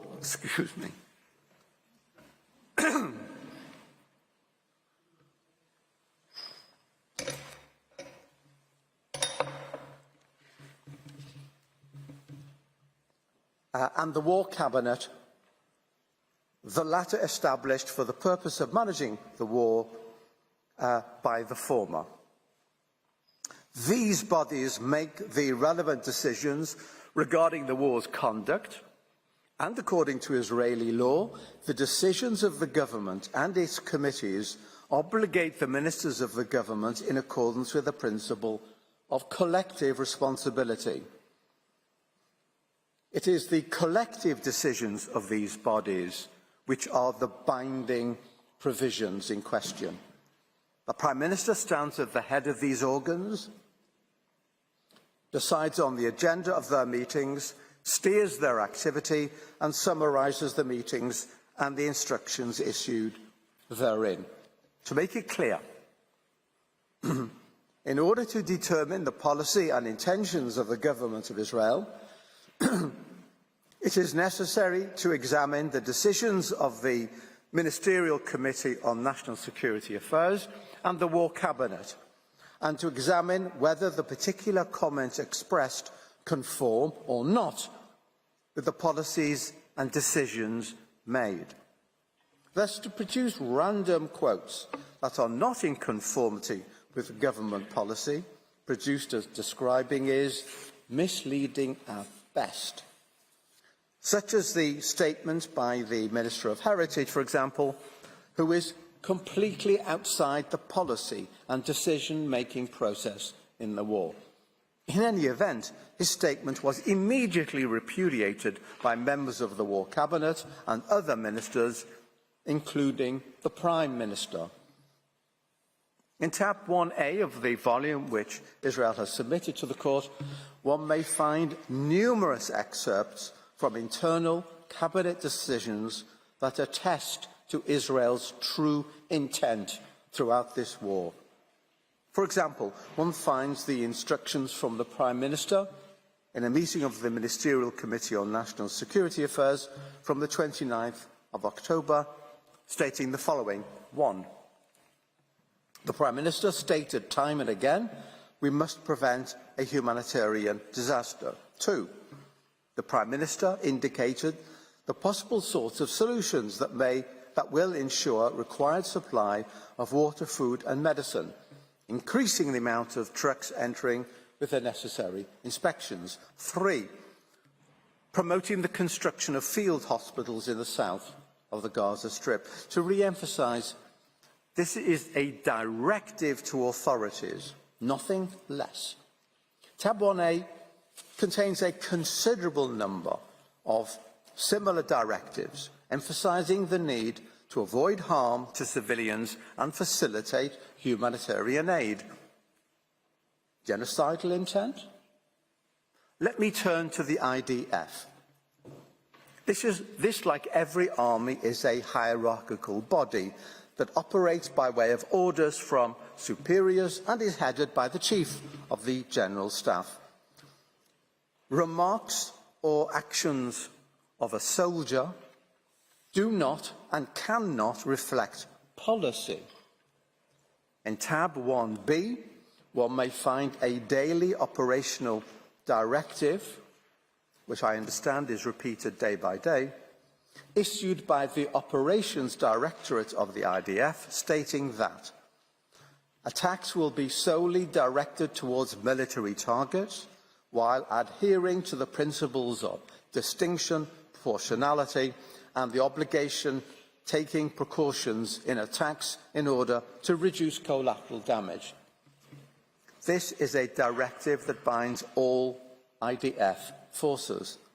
It continues by stating that the laws of armed conflict allow destruction to civilian property only when there is a military necessity to do so, and prohibit harm to property for deterrence purposes only, or for the purpose of punishment, individual or collective. It emphasises that it is necessary to treat enemy civilians with respect. They should not be treated in a humiliating manner, and civilians should not be used for the purpose of performing activities that might put them under risk to their life or their body. This is a mandatory instruction effective since the start of the war. Tab 1B contains many similar provisions, which are themselves only an illustration of many other such directives, orders and procedures. Further, on the 28th of October, the Prime Minister publicly declared that the IDF is doing everything possible to avoid harming those not involved, while on the 18th of November, he declared that, first of all and above all else, Israel acts according to the laws of war. This is how our army works. The Minister of Defence publicly stated it on the 29th of October that we are not fighting the Palestinian multitude and the Palestinian people in Gaza, and declared on the 13th of November that our war is against the Hamas terrorist organisation, not the people of Gaza. Again, the President of Israel declared on the 12th of October that we are operating militarily according to rules of international law, period, unequivocally. We have collated numerous such statements by the President, by the Prime Minister, by the Minister of Defence, by the IDF spokesperson and others in tab 2 of our volume. Since this is such a critical part of South Africa's thesis, permit me to refer to 2 further statements by the Prime Minister. I start with the most recent, 10th of January. Israel has no intention of permanently occupying Gaza or displacing its civilian population. Israel is fighting Hamas terrorists, not the Palestinian population, and we are doing so in full compliance with international law. The IDF is doing its utmost to minimise civilian casualties, while Hamas is doing its utmost to maximise them by using Palestinian civilians as human shields. The IDF urges Palestinian civilians to leave war zones by disseminating leaflets, making phone calls, providing safe passage corridors, while Hamas prevents Palestinians from leaving at gunpoint and often with gunfire. Our goal is to rid Gaza of Hamas terrorists and free our hostages. Once this is achieved, Gaza can be demilitarized and de-radicalized, thereby creating a possibility for a better future for Israel and Palestinians alike. On 23rd of November, Prime Minister Netanyahu declared that any civilian death is a tragedy, anyone, and to avoid them, what you do is first you try and get the civilian out of harm's way, and that's exactly what we did. There are many more of the same. Any careful review of the official and binding policy decisions made by the relevant authorities in Israel since the outbreak of the war clearly evidence that such decisions lack any genocidal intent. The contrary is true. They are indicative of the consistent and relentless commitment of Israeli relevant authorities to mitigate civilian harm and alleviate civilian suffering in Gaza. Some of the comments to which South Africa refers are clearly rhetorical, made in the immediate aftermath of an event which severely traumatized Israel, but which cannot be seen as demanding genocide. They express anguish and the necessity to restore control over Israel's own territory under severe threat and safety to its citizens. As Judge Tomka has noted, sometimes statements are made which are nothing more than a part of the recent wartime rhetoric, intending to put the blame and shame on the other side. Not to be totally ignored, but not to be ascribed an importance which belies how and when they were made, nor of legal significance. Let me refer to one further matter of some biblical moment. Yesterday, the applicant referred time and again to 2 statements by the Israeli Prime Minister where he said, "Remember what Amalek did to you," and attached great importance to it as part of the argument that Israel has demonstrated a genocidal intent.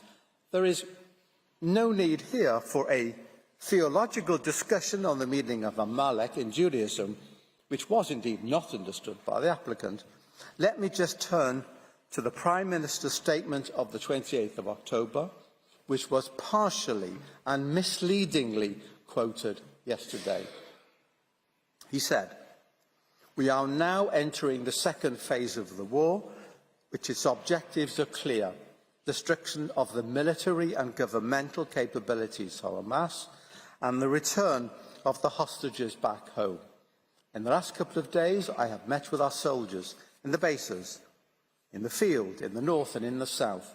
Remember what Amalek has done to you. We remember and we are fighting.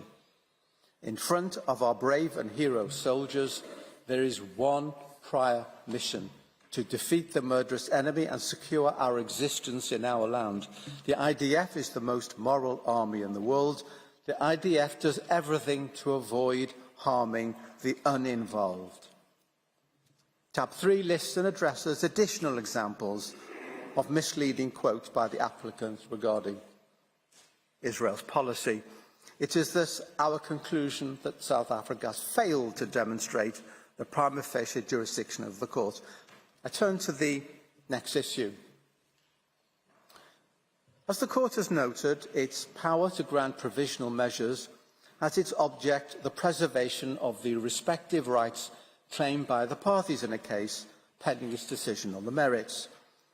At the provisional measures stage, the court does not need to determine that such rights do actually exist in a definitive manner, but it must establish that such rights are plausible. South Africa yesterday dealt with this rather lightly. We can safely say that plausibility is an elusive concept. Simply declaring that claim rights are plausible is insufficient. The issue was addressed by Judge Greenwood in the border area case, when he emphasised that what is required is something more than assertion, but less than proof. In other words, the party must show that there is at least a reasonable possibility that the right it claims exists as a matter of law and will be adjudged to apply to that party's case. He later discussed this in terms of a reasonable prospect of success. What is clear is that the court has sought to tie plausibility to particular treaty provisions or to general rules of international law. The court has also considered claims of fact in this context as well as law, such as the finding as to whether Equatorial Guinea plausibly used the building at 42 Avenue Foch for diplomatic purposes. In this case, the court did not limit itself to considering whether the applicant plausibly held the rights in question under international law, but extended the field of inquiry to include consideration as to whether it was plausible that the respondent had breached the rights in question.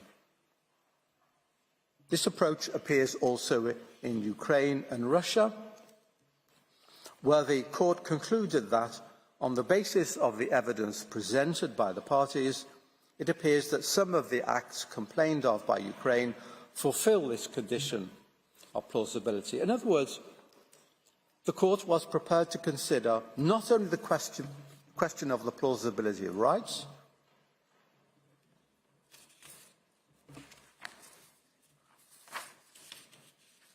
well, some has shuffled my papers.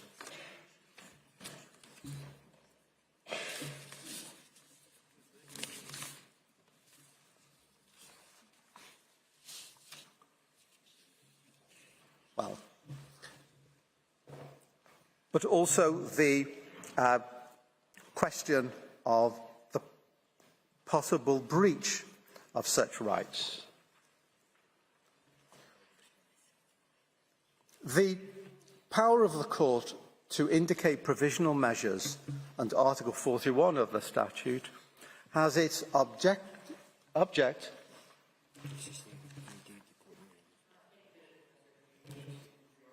Yes, someone thought that my speech was a pack of cards.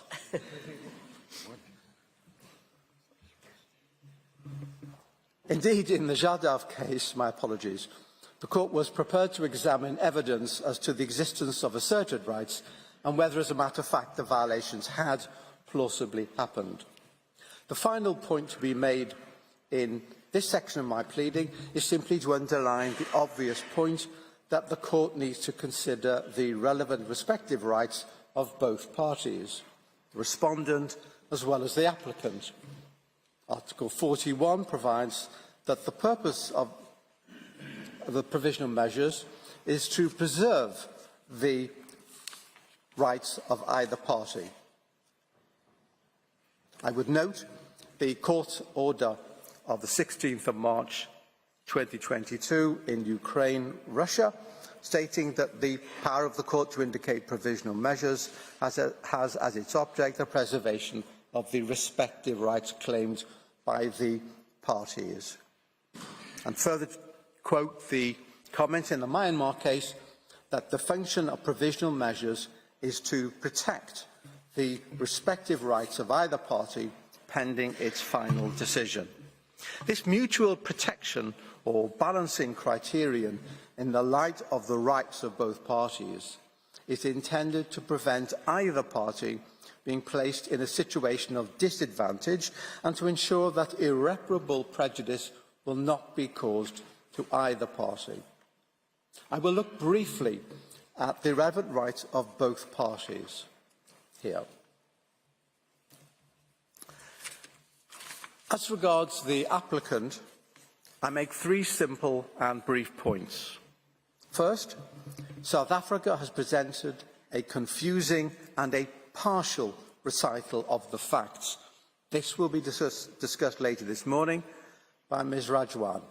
Secondly, that the appropriate legal framework for this tragic situation is that of international humanitarian law.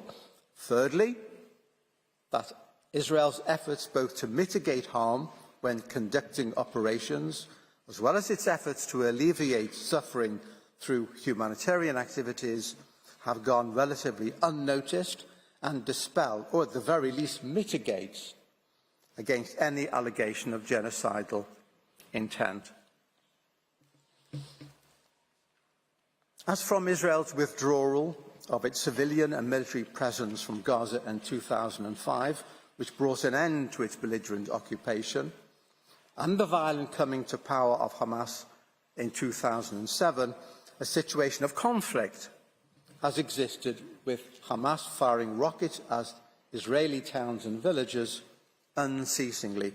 However, the attack on Israel on the 7th of October was qualitatively different from all that went before. The truth is that if there has been any genocidal activity in this situation, it was the events of 7th of October.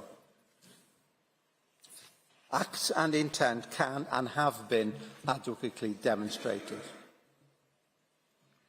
But Hamas, recognised as a terrorist group by at least 41 states, including the US, the UK, all members of the EU, Canada, Australia, Saudi Arabia, Japan and Colombia, is not before the court. Only South Africa, a third party that is not involved in the armed conflict, appears. Nevertheless, as South Africa has pointed out, complicity in genocide is in play. States that supported, condoned, praised or glorified the events of the 7th of October, both at the time and later, stand guilty of a violation of Article 3E of the Convention as being complicit in genocide, and indeed of the duty to prevent genocide under Article 1. And as the agent has pointed out, South Africa has given succour and support to Hamas, at the least. Clearly of relevance to a discussion of the situation is the facilitation of humanitarian assistance, something that hardly sits well with accusations of genocidal intent. As my colleagues will demonstrate, Israel's activities in this area need to be addressed and not swept aside, as South Africa seeks to do. Prime amongst the rights of the respondent that are critical to any legal evaluation of the situation is the inherent right of any state to defend itself, embedded in customary international law and enshrined in the UN Charter.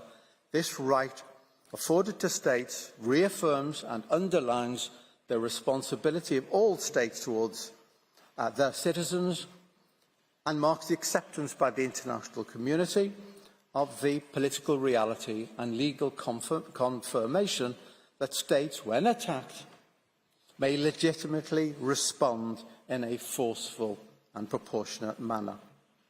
Professor Lowe yesterday sought to maintain that Israel has no right to self-defence, in this situation. How could anyone possibly argue that Israel could not defend itself faced with the 7th of October atrocities and the incessant attacks against its civilians since? Indeed, a very wide range of states has acknowledged the right of self-defence here, ranging from the UK to the US, France, Germany, Italy, Canada, Japan, Ghana and Guatemala, and others.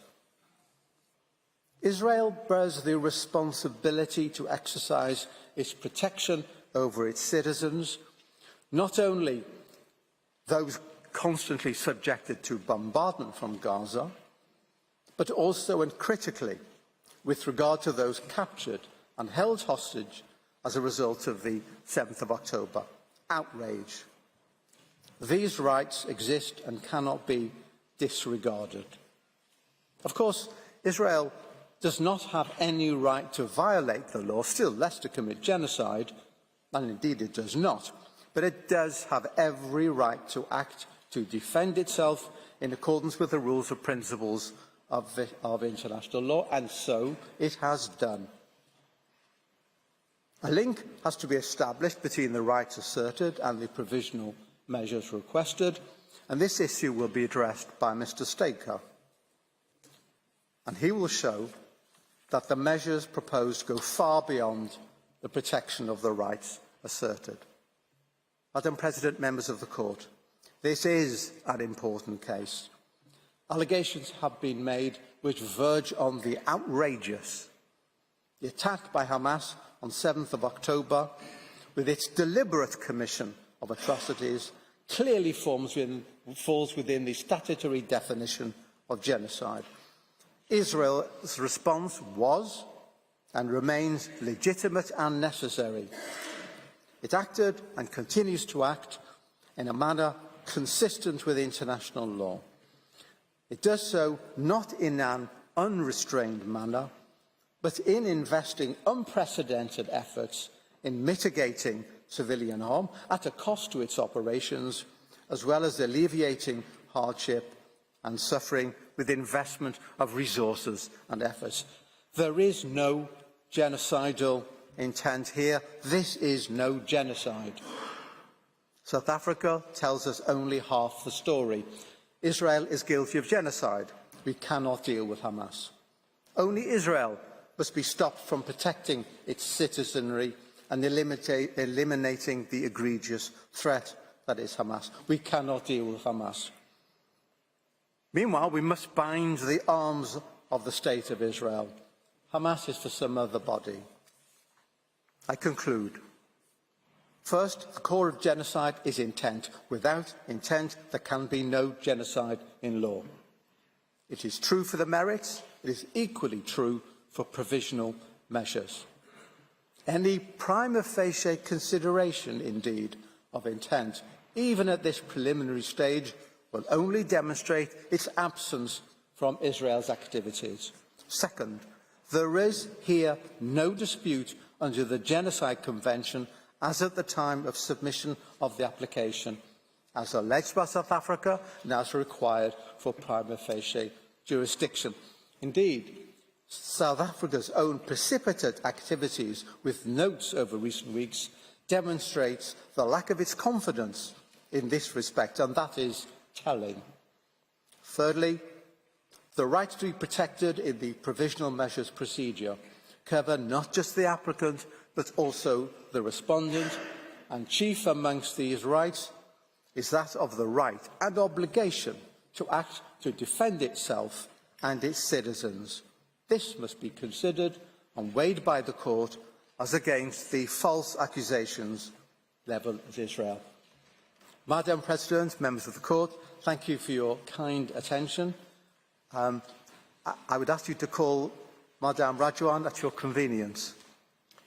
Thank you, Professor Shah. Before I give the floor to the next speaker, the court will observe a coffee break of 10 minutes. The sitting is adjourned.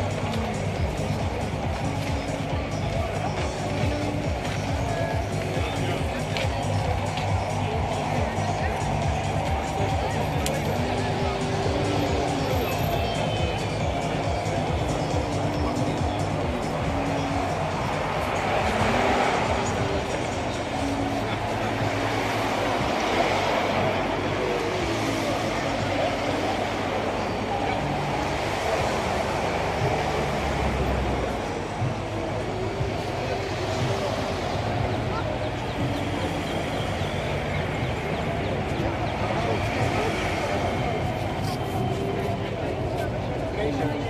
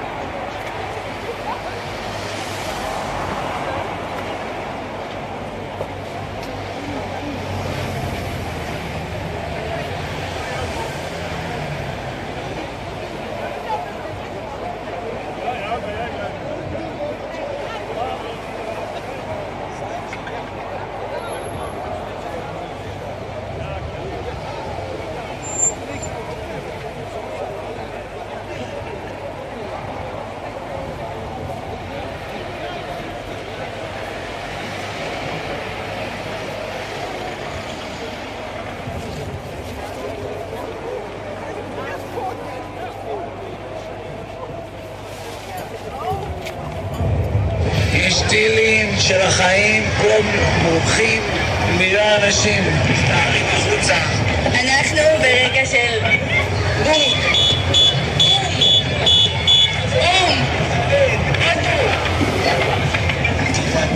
מהמם, מלחמה. מה נצחקים? מי עושה סיבה בעזה? מי עושה סיבה בעזה? מי?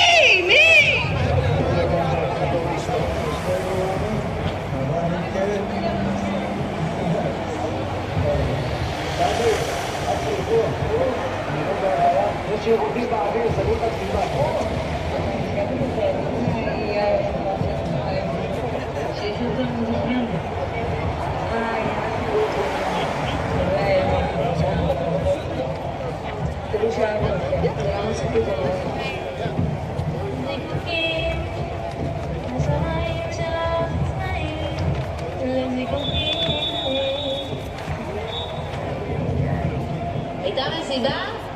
טיל.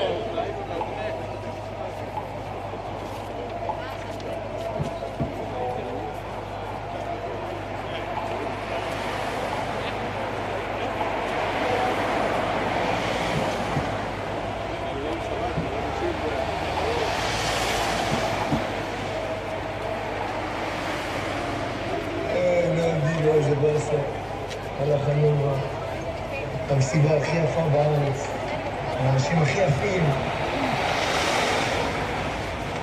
ממש, אנחנו כאילו בפקקים פה, כולם בורחים מאותו המקום. מקווה שיהיה טוב, אוהבים.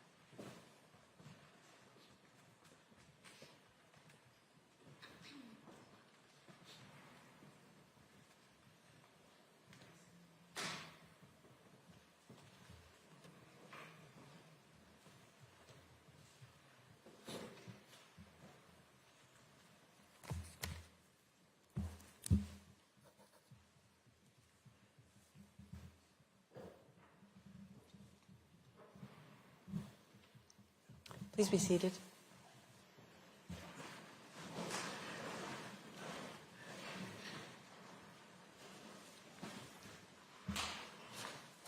The sitting is resumed, and I now give the floor to Ms. Galit Ragwan. You have the floor.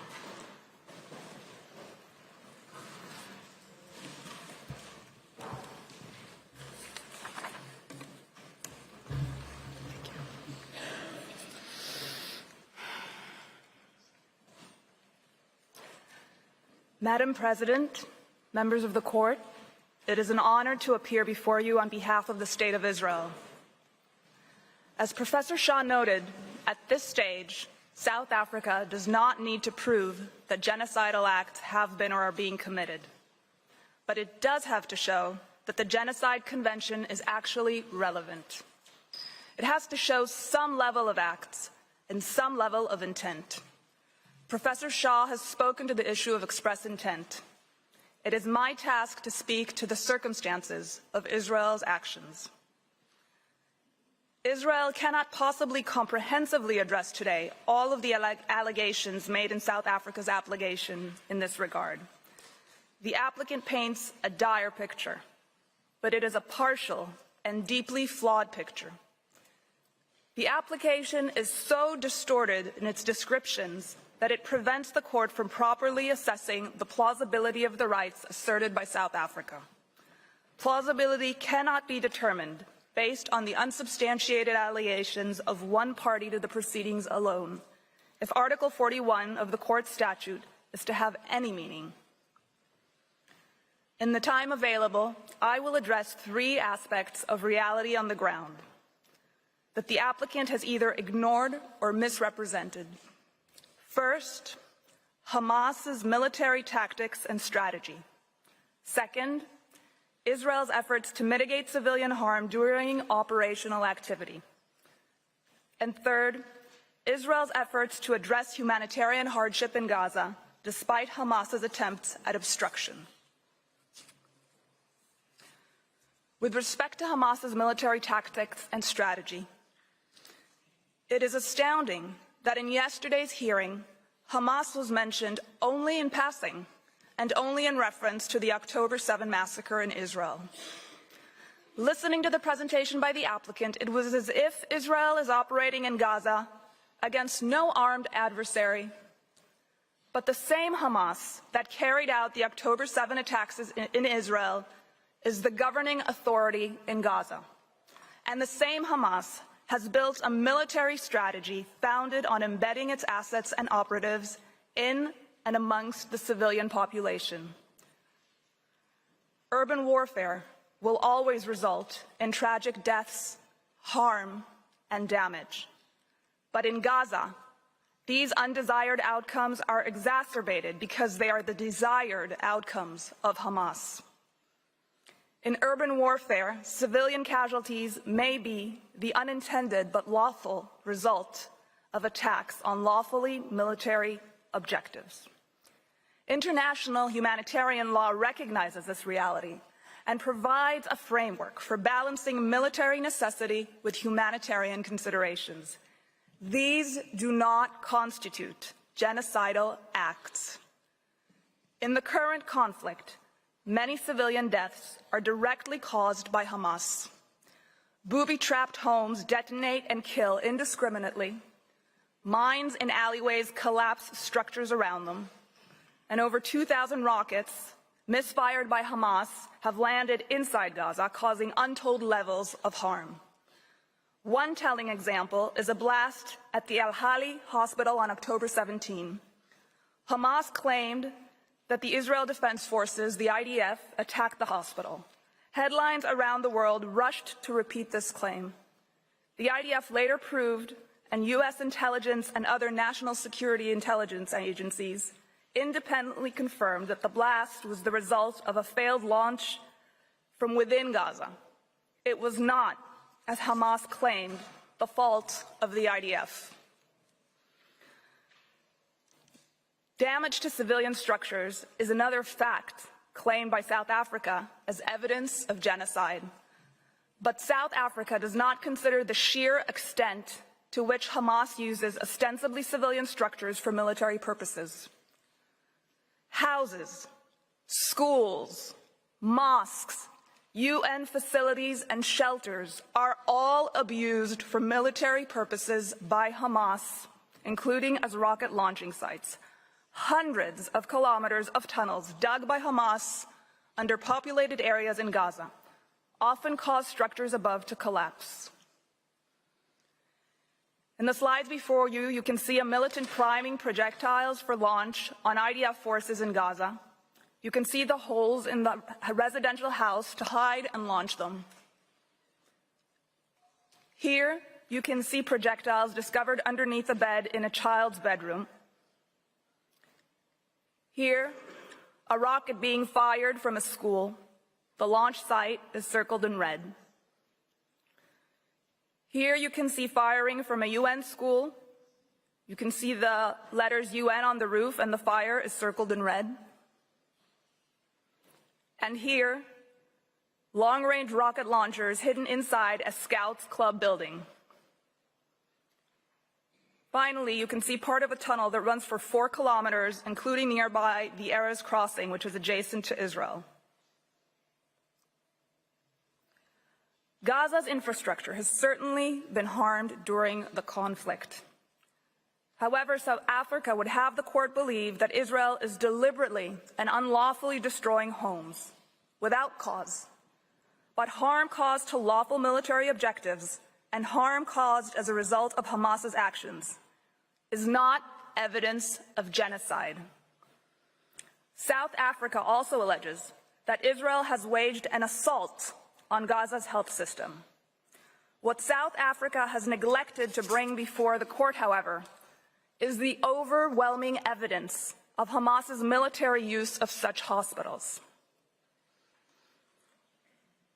Hamas militants retreated to Rantisi Hospital in Gaza on October 7th with hostages from Israel, whom they then held in the basement. In the slide before you, you will see a militant going into Quds Hospital with an RPG. Hamas fired at IDF forces from near and from within the Quds Hospital. At Shifa Hospital, Gaza's largest, Hamas managed operations from a closed-off area. Here you can see an opening to the tunnel that ran for hundreds of meters directly under the hospital. Here you can see the weapons found in different wings of the hospital. And here, CCTV footage showing armed militants bringing hostages into the hospital's lobby. More than 80 militants hiding inside another hospital, the Adwan Hospital, surrendered themselves to the IDF. And here, you can see a weapon that IDF forces discovered hidden inside incubators at the hospital. The director of the hospital has admitted that numerous members of hospital staff belong to Hamas's military wing. In the Indonesian hospital in the neighborhood of Jabalia, Hamas forces managed their operations from that hospital until the IDF reached it. IDF forces recovered the bodies of 5 murdered hostages from a tunnel dug underneath the hospital. The list goes on. In every single hospital that the IDF has searched in Gaza, it has found evidence of Hamas military use. Israel is acutely aware that because of Hamas's use of hospitals as shields for its military operations, in grave violations of international humanitarian law, patients and staff are at risk.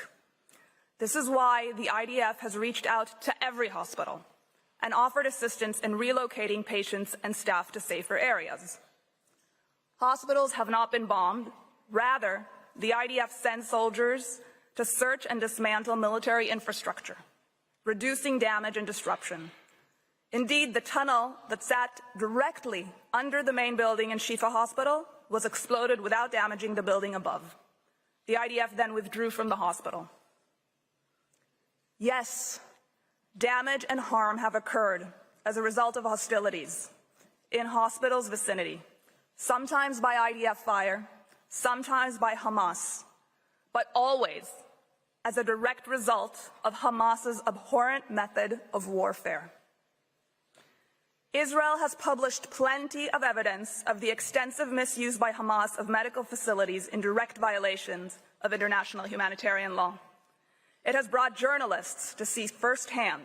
It has recorded calls with hospital staffs to coordinate assistance. None of that is mentioned in the application. In fact, the applicant describes the result and asks the court to attribute malicious intent to Israel. But that is only a possible conclusion if one obscures, as the applicant has, Hamas's strategy of turning hospitals into terrorist compounds. The applicant also made much of the fact that force has been even used in humanitarian zones.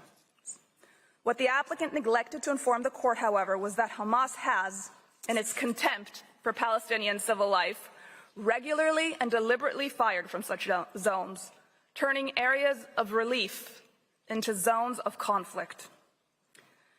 Here before you, you can see one example of a launch site adjacent to the humanitarian zone,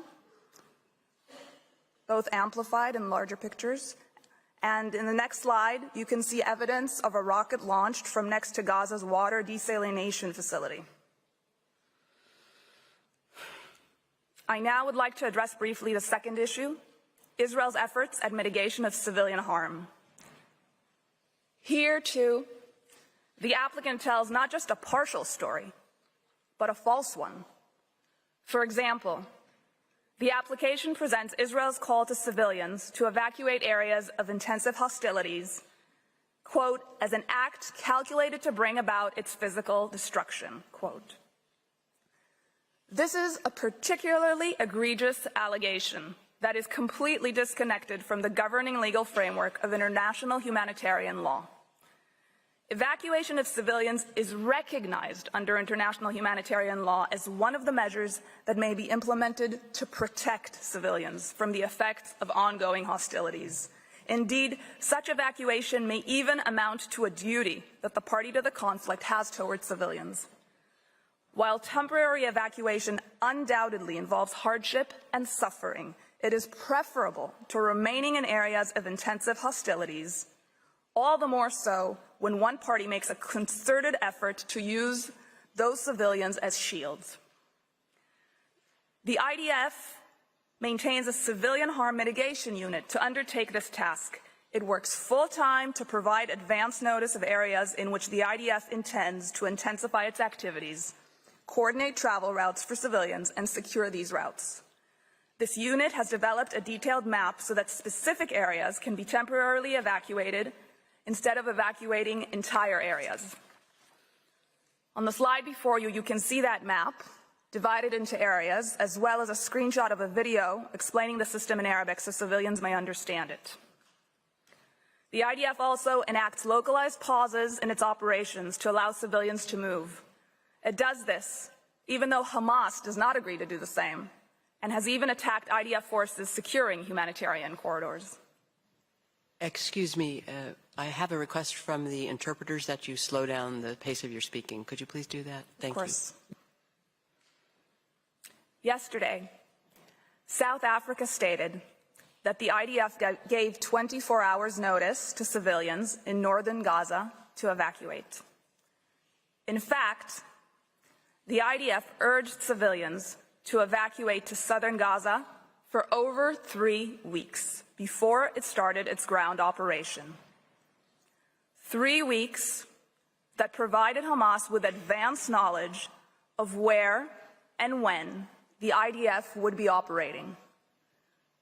This 3-week period for temporary evacuation is a matter of common knowledge, and the applicant's misrepresentation of this fact is at best an unfamiliarity with the events, and at worst, a desire to tailor its story to a pre-existing narrative. The IDF employs a range of additional measures in accordance with the obligation to take precautionary measures under international humanitarian law. For example, it provides effective advance warnings of attacks where circumstances permit.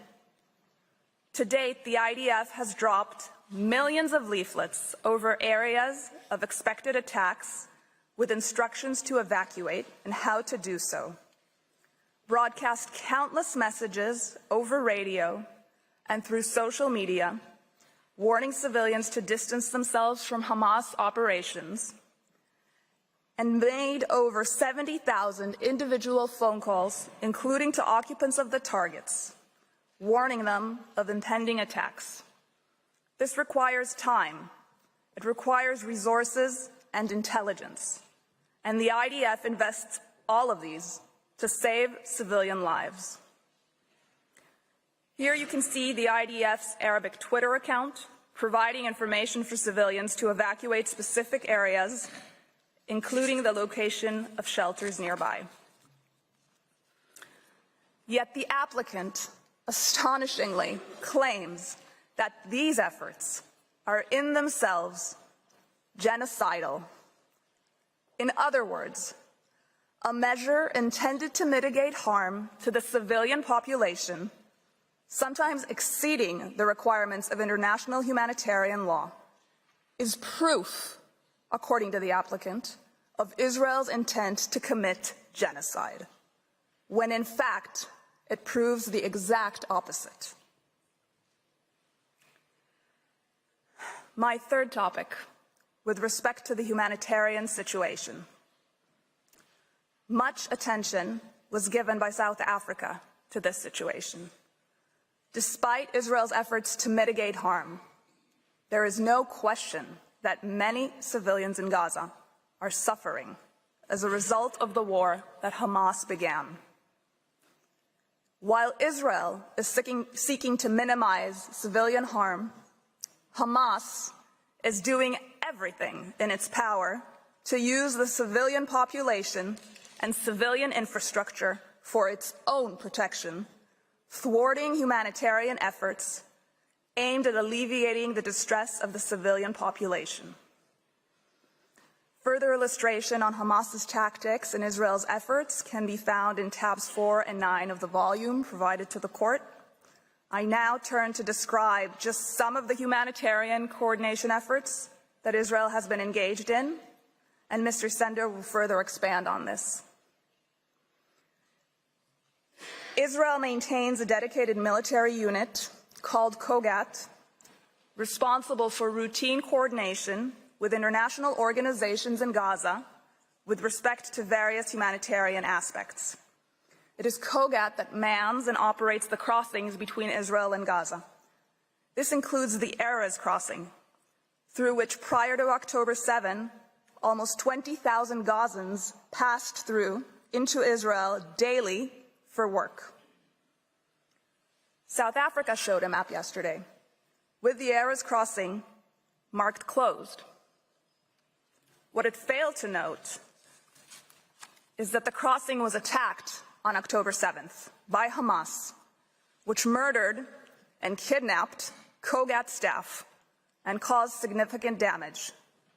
Here you can see some of that damage. Nevertheless, Kogat works around the clock to fulfill its role. Its large professional staff run numerous initiatives, of which I will only mention a few. First, Kogat manages a mechanism by which it maintains an up-to-date picture of the needs in Gaza. It does this with the UN, other international organizations, and states, whose representatives sit in Kogat's offices. Kogat uses this monitoring to help donor states and organizations prioritize their aid efforts to fit the evolving situation on the ground. Second, Kogat facilitates the entry of aid into Gaza. Israel has publicly stated repeatedly that there is no limit on the amount of food, water, shelter, or medical supplies that can be brought into Gaza. To increase capacity, Kogat has reopened the Kerem Shalom crossing, as acknowledged by the Security Council in Resolution 2720, despite Hamas putting it under fire. Israel has offered to extend operating hours at the crossing if there is a capacity to receive the goods by international organizations on the Gazan side. Third, Kogat works to reinforce and strengthen medical services. Kogat has facilitated the huge logistical challenge of establishing 4 field hospitals in Gaza, and more are being set up, and 2 floating hospitals. It has facilitated the entry of new ambulances into Gaza, and Israel has even coordinated airdrops of aid over Gaza by Jordan, coordinating these flights with the Israel Air Force operating in Gaza. This, of course, is not to say that nothing more can be done, or that there are no challenges to the humanitarian situation in Gaza. Such challenges exist and change according to the evolving circumstances of the conflict. But it is to say that the charge of genocide in the face of these extensive efforts is frankly untenable. It is an inconvenient truth for the applicant's case, but one of the most significant challenges is the fact that Hamas commandeers consignments into Gaza and controls their distribution. Gazan residents have reported that Hamas is regularly stealing aid at the expense of its own population for the benefit of its fighters. This is a tweet stating that fuel and medical equipment was stolen by purported Hamas members from an UNRWA warehouse. UNRWA later deleted the tweet, perhaps under pressure from the authorities. Here you can see Hamas commandeering an aid truck. And here is another example. Because Hamas for years has used aid consignments to smuggle weapons, security checks of all goods going into Gaza are required, as acknowledged by international humanitarian law. Hamas has time and again hoarded fuel, including during the current conflict, which it uses for military purposes to sustain ventilation in its expansive underground tunnel network and for its continued attacks against Israel. Nevertheless, in coordination with the UN, Israel enables fuel to enter Gaza to service essential infrastructure such as sewage treatment, desalination plants, water pumps and hospitals, and cellular infrastructure for maintaining communication. Israel remains committed to helping international organizations and states involved in the aid effort to overcome these hurdles and consistently increase the amount of aid and services available to the population in Gaza, as will be further described by Mr. Sender. Here, a picture of incubators that the IDF provided to Shifa Hospital. Here, a picture of an ambulance convoy coordinated by COGAT. A picture of consignments. A picture of ambulances, the entry of which was coordinated by COGAT. And finally, more consignments waiting to enter Gaza. Madam President, members of the court, in the time allotted, I have been able to describe only some of Israel's efforts to mitigate civilian harm and to address the humanitarian situation in Gaza. But even this mere fraction is enough to demonstrate how tendentious and partial the applicant's presentation of these facts is, and certainly enough to conclude that the allegation of intent to commit genocide is baseless. If Israel had such intent, would it delay a ground maneuver for weeks, urging civilians to seek safer space, and in doing so, sacrificing operational advantage? Would it invest massive resources to provide civilians details about where to go, when to go, how to go, to leave areas of fighting? Would it maintain a dedicated unit staffed with experts whose sole role is to facilitate aid and who continue to do so despite having their staff killed and kidnapped? When a population is ruled by a terrorist organization that cares more about wiping out its neighbor than about protecting its own civilians, there are acute challenges in protecting the civilian population. Those challenges are exacerbated by the dynamic and evolving nature of intense hostilities in an urban area, where the enemy exploits hospitals, shelters, and critical infrastructure.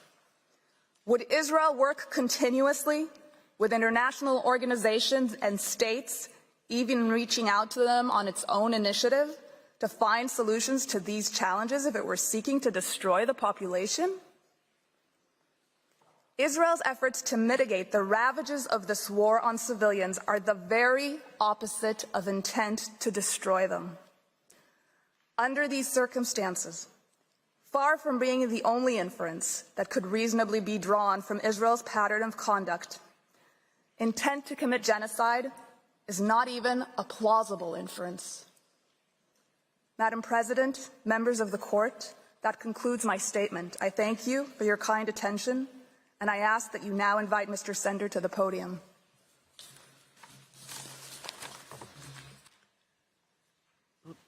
I thank Ms. Radwan, and I invite Mr. Omri Sender to address the court. You have the floor.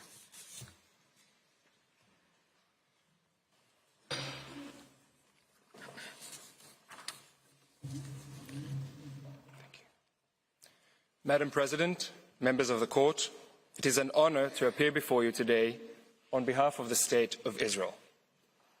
It falls to me to address the condition of risk of irreparable harm and urgency. This third condition is, of course, dependent on the two preceding ones. Professor Shaw and Ms. Radwan have already shown that the provisions relied upon by the applicant do not afford even prima facie, a basis on which this court's jurisdiction could be founded. They also showed that the rights asserted by the applicant cannot be regarded as plausible. It follows that the irreparable consequences cannot, in the present case, be caused by the alleged disregard of rights under the Genocide Convention.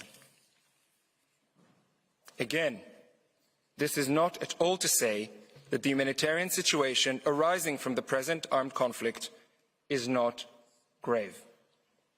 Civilians have been severely affected by the hostilities instigated by Hamas. Its systematic strategy of prosecuting war from under and within the civilian population exposes civilians to great risk, and it has brought about great suffering.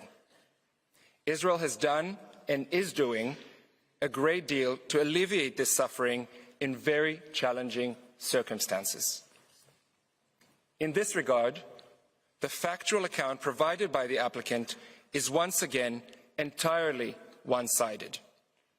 The application and request run no less than 84 pages, but they make hardly any mention of the extraordinary efforts undertaken by Israel and by a host of other states and international actors to improve the humanitarian situation.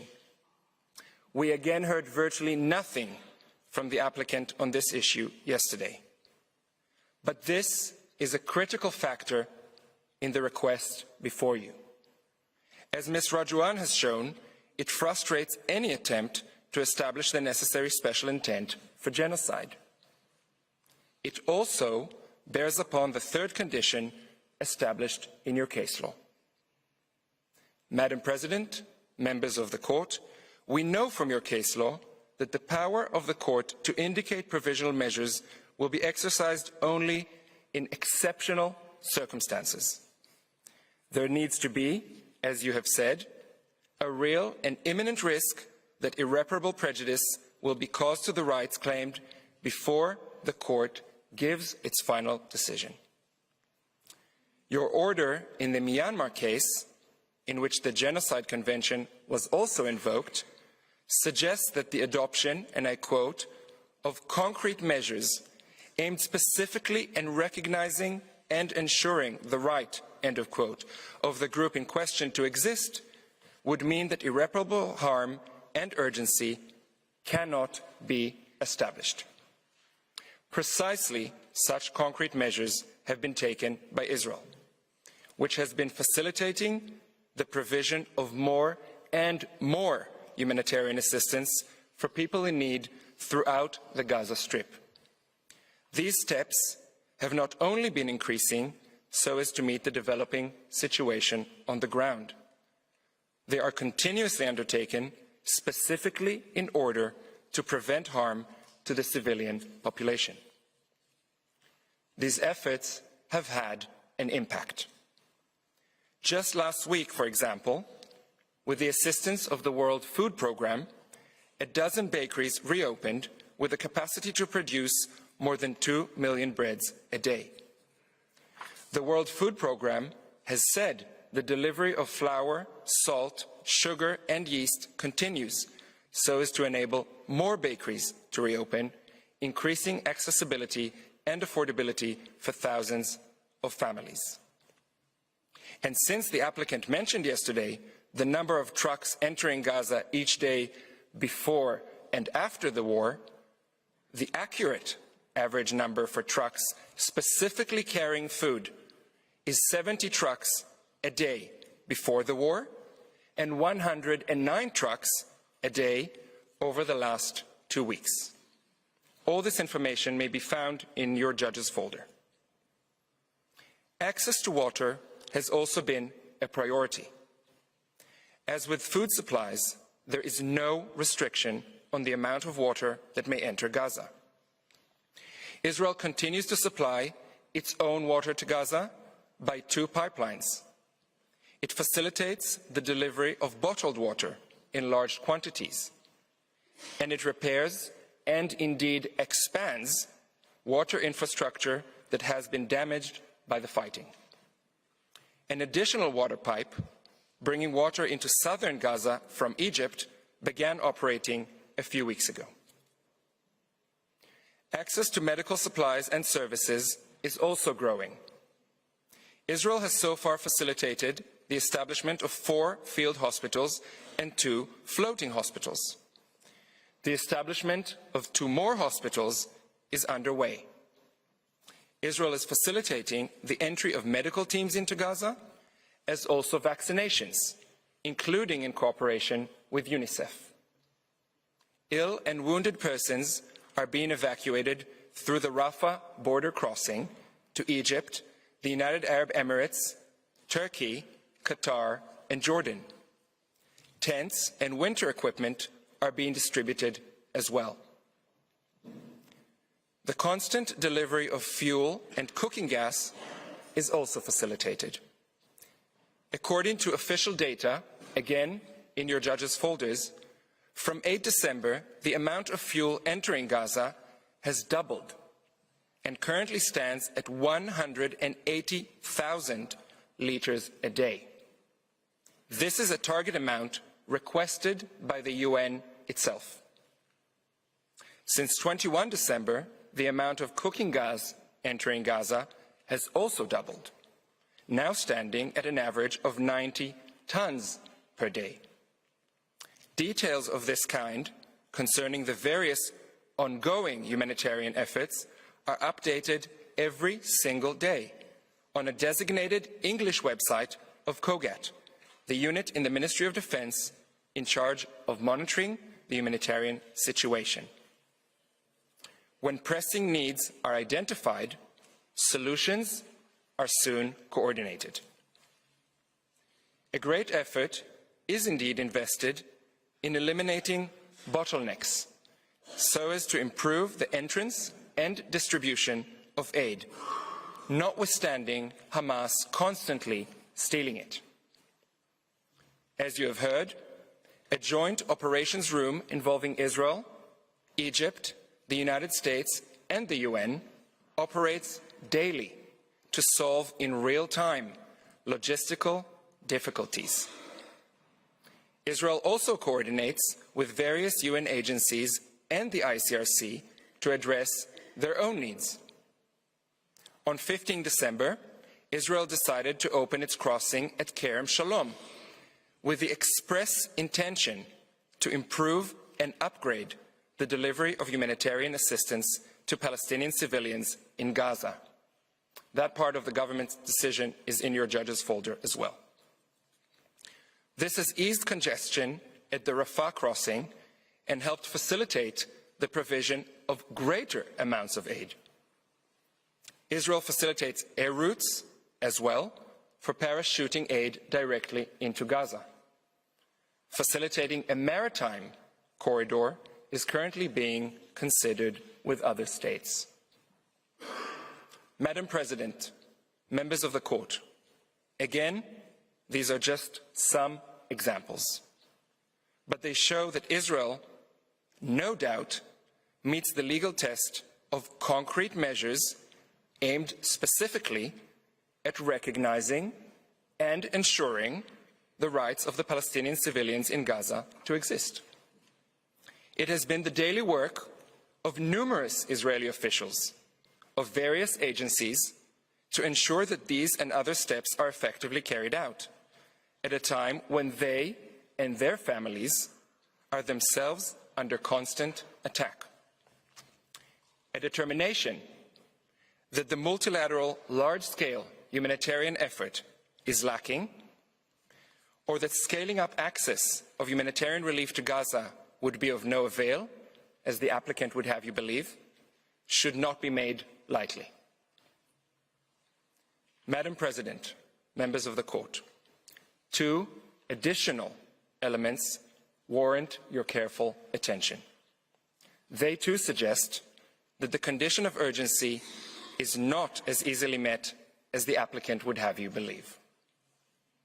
First, the scope and intensity of the hostilities has been decreasing.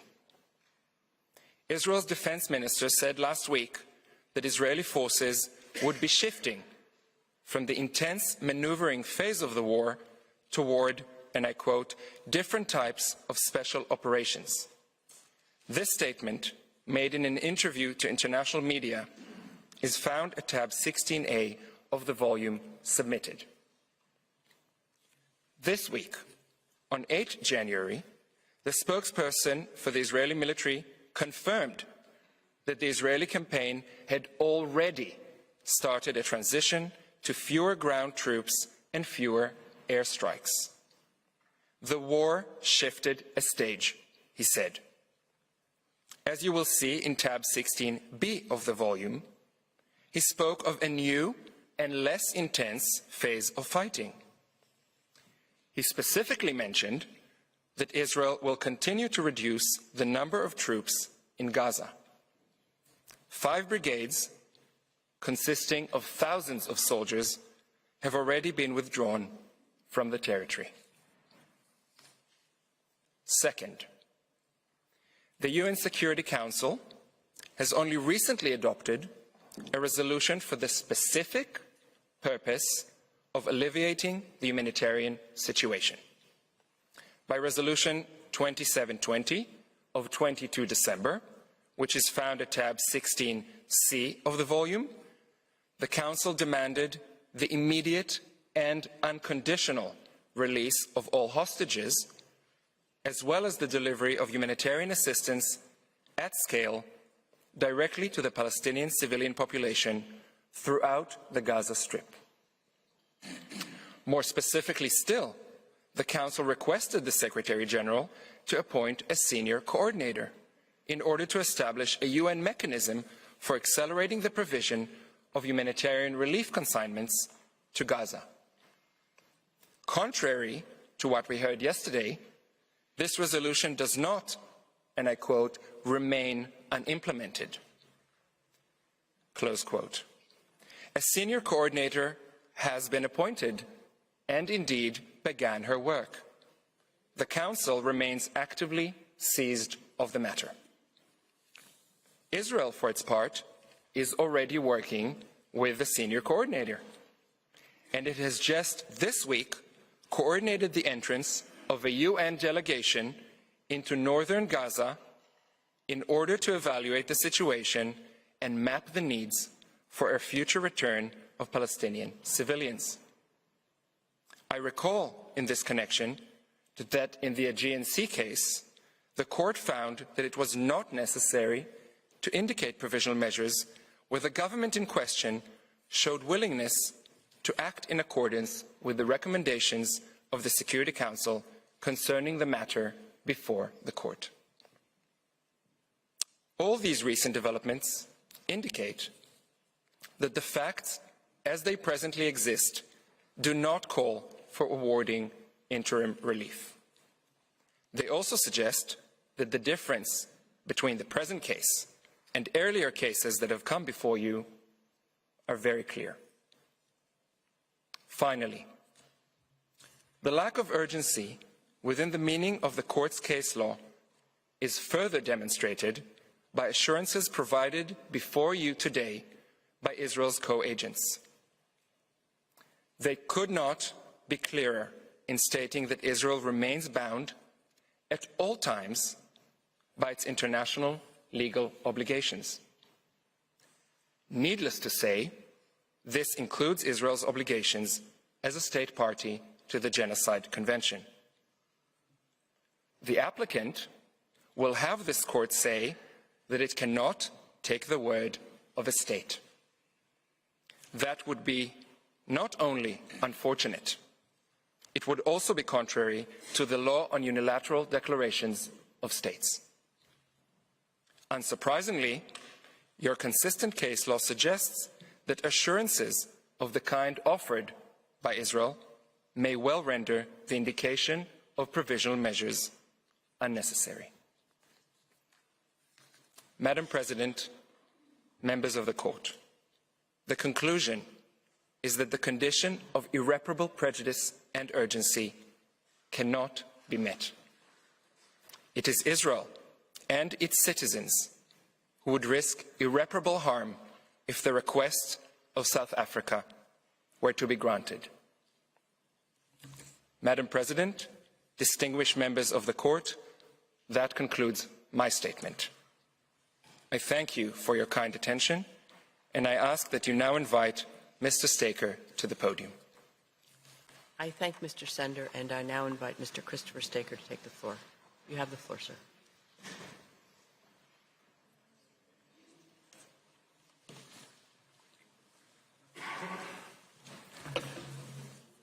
Madam President, Mr. Vice President, members of the Court, it's an honor to appear before you again and to represent the State of Israel. You've now been addressed on why the conditions for provisional measures are not met. That being so, there's no need to examine the 9 particular measures that South Africa requests. Nonetheless, for completeness, I will address each in turn and show that their terms are unwarranted in any event. They go beyond what is necessary to protect rights on an interim basis and therefore also have no link with the rights sought to be protected. I start with the first and second requested measures. These would require immediate suspension of Israel's military operations in Gaza. This request is frankly astonishing. A request is made by a state not party to an ongoing conflict for provisional measures requiring unilateral suspension of military operations by one party to the conflict only, leaving the other party free to continue attacks which it has a stated intention to do. South Africa cannot argue that similar measures were granted in the Russia genocide case. That case was fundamentally different. In the Russia case, the legality of the military operation itself was in issue by reference to the Genocide Convention. Russia had claimed that its military operation was to prevent and punish genocide being committed in Ukraine. The court found it doubtful that the Genocide Convention authorizes a unilateral use of force in the territory of another state, and plausible that Ukraine had a right not to be subjected to military operations by Russia for that purpose. The result? Provisional measures could protect a plausible right not to be subjected to military operations. In this case, Israel does not rely on the Genocide Convention or prevention of genocide to justify its operations. The lawfulness of the operations themselves does not involve any interpretation, application, or fulfillment of the Convention over which the court has jurisdiction. As jurisdiction in this case is based solely on Article 9 of the Convention, the court cannot find that South Africa or Palestinians in Gaza have a plausible right of the kind in the Russia case. Article 41 of the statute empowers only such provisional measures as the circumstances require to preserve the respective rights of either party. In the Russia case, a suspension of military operations might have been necessary to preserve a right not to be subjected to military operations. But in this case, the right in issue is South Africa's claimed right to ensure observance of the Genocide Convention. It's absurd to suggest that the only way to ensure observance of the Genocide Convention in a military operation is to prevent the operation from being conducted at all, in order, according to South Africa, to secure the humanitarian response and avoid yet more unnecessary death and destruction. That goes beyond preventing genocide. South Africa appears to argue that the military operations as such are genocidal. But how has South Africa established a plausible claim that this is so. Mr. Hassim argued only that it's plausible, quote, that at least some, if not all, of these alleged acts fall within the Convention's provisions. How does at least some acts turn into the military operations as such? The pictures shown yesterday of various individual incidents, whatever they may or may not say about those incidents, are not evidence of the intent of the military operations as a whole.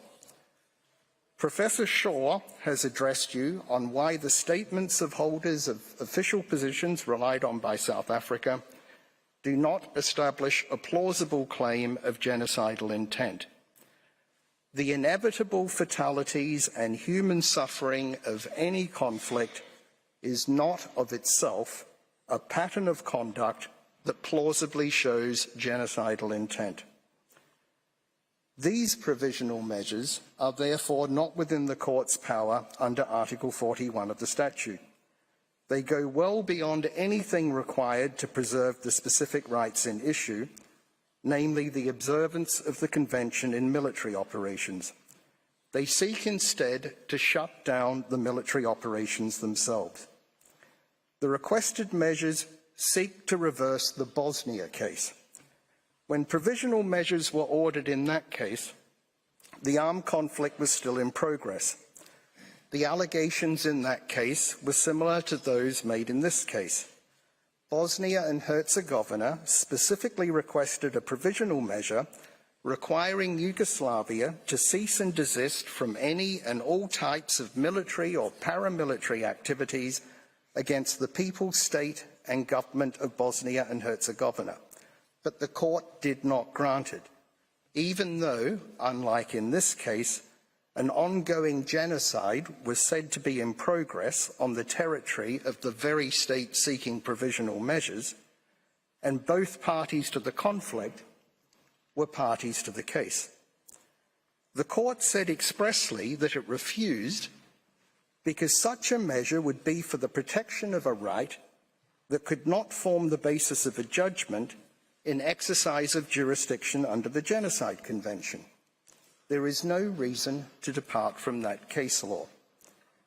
In any event, provisional measures cannot be indicated if, as in this case, they would cause irreparable prejudice to the respondent or are out of proportion with the protection that they're intended to give to the applicant.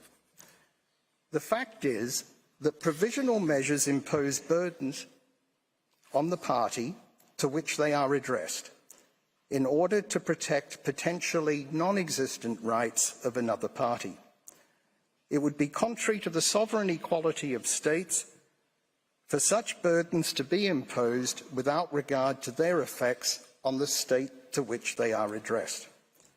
As Judge Abraham said in the Pulp Mills case, in a request for provisional measures, the Court is faced with conflicting rights claimed by the respective parties and cannot avoid weighing those rights against each other.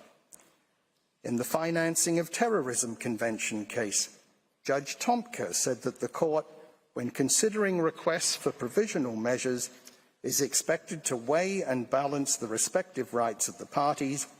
He went on to note, citing specific examples, that this requirement has been observed in the Court's practice.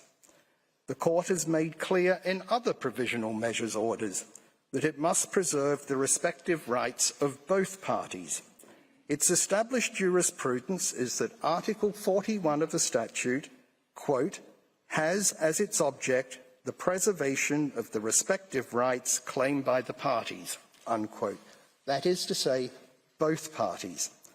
The respective rights to be preserved are thus not only the plausible but yet to be determined rights claimed by the applicant, but also the plausible and yet to be determined rights of the respondent to engage in conduct that provisional measures would restrain. Other international dispute settlement fora also balance the interests of both parties when ordering provisional measures.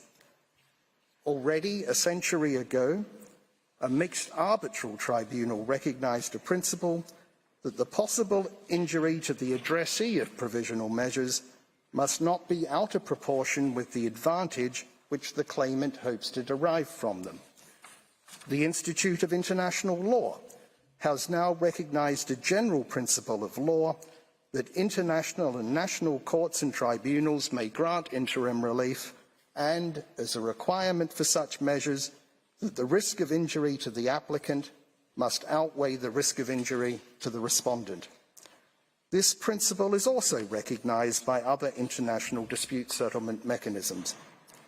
Other principles applied when indicating provisional measures are that none of the parties can be put at a disadvantage, that measures should not go beyond what is necessary to achieve their end, that the measures must not cause irreparable prejudice to the rights of the respondent, and that any impression of bias must be avoided. These principles are all aspects of the most basic and elementary duty of the court to ensure equality between the parties. Article 41 of the statute states that provisional measures are to preserve the respective rights of either party. It does not refer solely to the rights of the applicant for provisional measures. Not to apply such principles would be absurd. Suppose that the Genocide Convention and the Court had already been in existence during the Second World War, and that the Allied powers were all parties to the Convention without reservation, while the Axis powers were not. Suppose that a neutral state had brought proceedings against the Allied powers, alleging breaches of the Genocide Convention and their conduct of hostilities, and requesting provisional measures requiring the Allies to cease hostilities immediately, invoking pictures of civilian fatalities and suffering in the war as a plausible claim. Such provisional measures would have required the Allies to surrender to the Axis powers, even though the case against them might later have been held to be wholly unfounded, without any consideration by the court of whether genocide was being committed by the Axis powers. Provisional measures must have their limits. Could a provisional measure require a state to change its government, or to vote in a particular way in the General Assembly? The answer must be no. Can provisional measures require a state to refrain from exercising a plausible right to defend itself? The answer must be the same. In this case, the balancing of interests must take into account the following. First, Hamas is considered to be a terrorist organization by Israel and other states.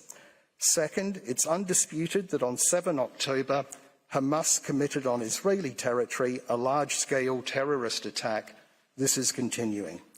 Third, Israel's right to conduct the military operations in exercise of its right to defend itself has been recognized internationally. Fourth, Israel is committed to complying with international humanitarian law. And fifth, Israel is taking steps to alleviate the humanitarian situation. The co-agents and other counsel have and will address you on this. Sixth, this is not a case where provisional measures could require both parties to a conflict to exercise mutual restraint. They would not be binding on Hamas. Seventh, Hamas has made clear its intention to carry out continuing attacks against Israel and its citizens. Eighth, provisional measures would deprive Israel of the ability to contend with this security threat against it. More rockets could be fired into its territory, more of its citizens could be taken hostage, raped and tortured, and further atrocities could be conducted from across the Gazan border, but provisional measures would prevent Israel from doing anything. Ninth, provisional measures would end attempts to rescue those already taken hostage. 10th, suspension of military operations would give Hamas space to preserve and build its capabilities, enabling it to pose an even greater threat and to use remaining hostages as bargaining chips. If granted, the result would be this: an organization recognized internationally as terrorist has committed a terrorist atrocity in the territory of a state, and a third state now seeks an order from this court that would prevent the attacked state from responding, but which would impose no obligation on those responsible for the attack. The requested measures would not put an end to the conflict, but only to military operations by one party to the conflict. These measures would assist the other party and encourage the commission of further terrorist attacks. In this respect also, the Russia case is fundamentally distinguishable from this case. Provisional measures should be a temporary shield to preserve claimed but as yet unproven rights pending a decision on the merits. Instead, they're being used here as a sword to give an advantage to one party in a conflict over another. The irreparable prejudice to Israel is obvious, so is the lack of proportionality. Madam President, members of the Court, Israel's position is that there is no conceivable basis on which the first two provisional measures could be ordered. I turn then to the third requested measure. This would require Israel to take all reasonable measures to prevent genocide. This is analogous to the first provisional measure in both the Bosnia case and the Myanmar case. There are two further objections to this measure. First, its wording is not confined to the current military operations in Gaza. It's expressed to apply in relation to the Palestinian people generally. This opens the possibility to later claims that actions by Israel having nothing to do with Gaza are in breach of this provisional measure. While the Convention obligation to prevent genocide may not be confined to current operations in Gaza, the subject matter of this case is. There is no justification for the provisional measure to extend beyond the claim itself. This particular objection applies also to the fourth and seventh requested measure. A second objection is that this third provisional measure would impose the same obligation on South Africa as well. No reason is given for this. The other requested provisional measures do not apply to South Africa. Why this one? Is South Africa saying it may fail to comply with its obligation to prevent genocide if not compelled to do so by a provisional measure? Unlikely. Rather, through this provisional measure, South Africa appears to seek a special mandate from the court to act internationally in relation to Palestinian issues on the basis that it seeks to prevent genocide. Indeed, if South Africa's right to bring these proceedings was disputed, South Africa might argue that this provisional measure gives it the right. However, provisional measures cannot confer special mandates on states, and no justification for doing so is established in any event. The third provisional measure should therefore not be granted. I move on to the fourth requested measure. This would require Israel to desist from committing acts within the scope of Article 2 of the Convention. There are fundamental objections to this measure. First, it has no counterpart in the provisional measures ordered in the Bosnia and Myanmar cases. What's the need for this special novel measure? No explanation is given. Second, it uses the word desist, which implies that violations of the Convention by Israel are occurring. It seeks an implied ruling on the merits. In the Bosnia case, you declined to grant a provisional measure requested by Bosnia and Herzegovina that Yugoslavia must cease and desist from all acts of genocide. You should also refuse this request. It's one thing to call on a state to comply with its obligations under the Convention. It's quite another to imply that a state has failed to do so. While provisional measures are without prejudice to the merits, such an implied finding will tarnish the reputation of the respondent state, which is not only unprincipled, but also unnecessary within the meaning of Article 41 of the statute to protect claimed rights on an interim basis. Third, this measure refers to acts within the scope of Article 2 of the Convention. Now, although an act is not within the scope of Article 2 unless it's committed with genocidal intent, the proposed wording leaves scope for South Africa subsequently to argue that the words mean only the acts themselves, whether committed with genocidal intent or not. On that interpretation, the effect would be to shut down Israel's military operation. Every killing or wounding of an opposing combatant by Israeli forces Every collateral civilian casualty, no matter how lawful under international humanitarian law, would be a breach of this provisional measure. Even security checks by Israeli forces of humanitarian aid entering Gaza, in accordance with international humanitarian law as recognised by Security Council Resolution 2720, might be argued to be a breach. The request for this measure should be rejected for the same reasons as the first and second measures. I next address the fifth requested measure. This specifies types of acts to be regarded as deliberately inflicting conditions of life calculated to bring about physical destruction for purposes of the fourth provisional measure. This measure is also objectionable. First, it's not a freestanding measure, but an elaboration of paragraph C of the fourth measure. If the fourth measure is not granted, then the fifth measure falls away. Secondly, no analogous provision is found in the provisional measures order in the Bosnia and Myanmar cases, and no special need for such a new measure is established. Third, it again uses the word desist. Fourth, it seeks further impermissible implied rulings on the merits. For instance, it refers to so-called expulsion and forced displacement of Palestinians from their homes. This is an apparent reference to Israel's practice of issuing calls for civilians to temporarily evacuate areas of intense hostilities, which is in fact a measure to mitigate harm to civilians. This measure thus seeks the court's ruling that evacuation calls amount to expulsion and forced displacement of Palestinians from their homes. Does South Africa suggest that Israel should cease giving warnings to civilians before military operations? How would that protect the rights that South Africa claims?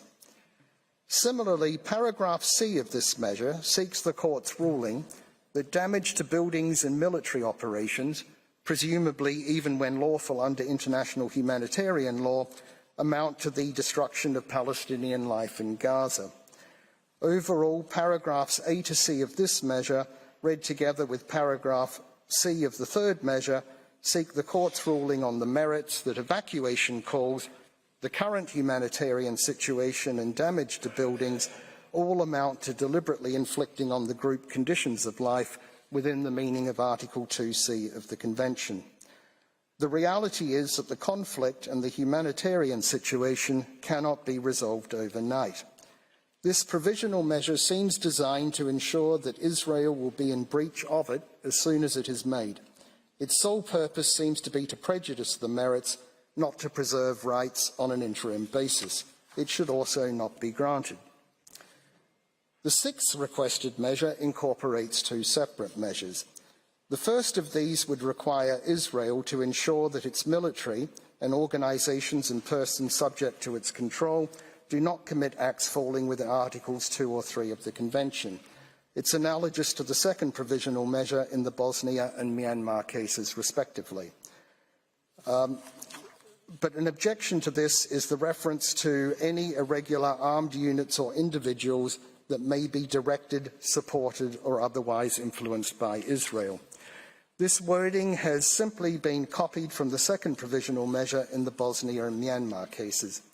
However, in those cases, the applications instituting proceedings expressly allege the existence of irregular armed units. The reference is inappropriate in this case. There's no suggestion of forces other than the Israel Defence Forces on whose commitment to international humanitarian law you have and will be addressed on today. The second part of the sixth provisional measure contains an obligation to punish genocide. No such provision was included in the Bosnia or Myanmar provisional measures order. Punishment of genocide is not something that needs to be done urgently in order to protect claim rights on a provisional basis. This measure should also not be granted. The seventh provisional measure also comprises two separate measures. The first would require Israel to take measures to prevent destruction of evidence. The court has indicated such a measure on two recent occasions, but declined to do so on two other recent occasions, despite a specific request by the applicant. In the cases where it was granted, the application for provisional measures specifically alleged that evidence was being destroyed or concealed.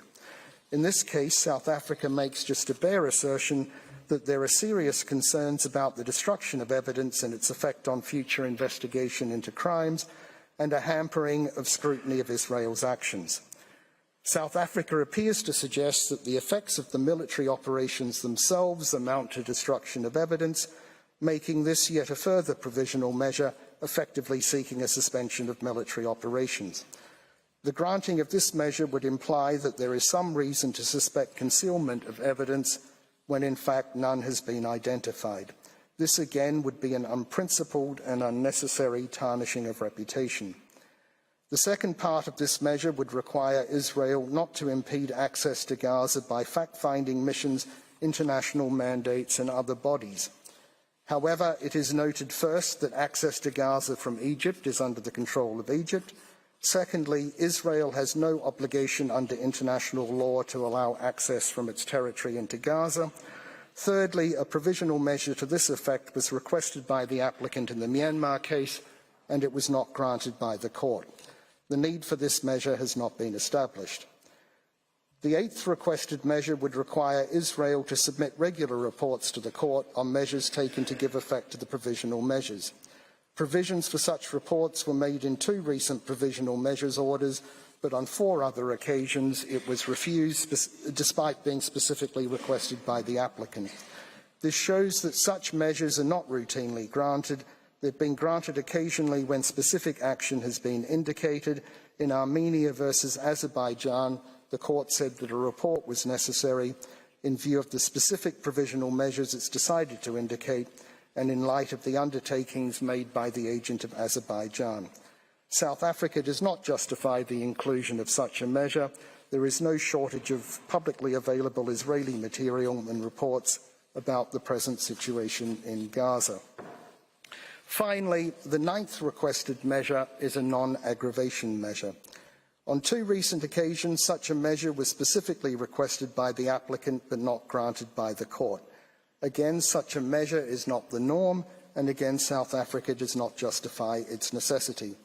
Provisional measures for non-aggravation have been indicated in cases where both parties have been directly involved as actors in the facts of the case, and the provisional measures have always applied equally to both parties. Thus, in Myanmar, the court declined to grant such a measure. An obligation of non-aggravation cannot fairly be imposed on only one party to a case, or only one party to a conflict. If the proposed measure was granted, South Africa would remain free to aggravate its claim dispute with Israel, and Hamas would not be impeded from escalating the conflict with Israel. The only purpose of this provisional measure appears to be to prevent Israel from responding to any such escalations. Again, there's no justification for this measure.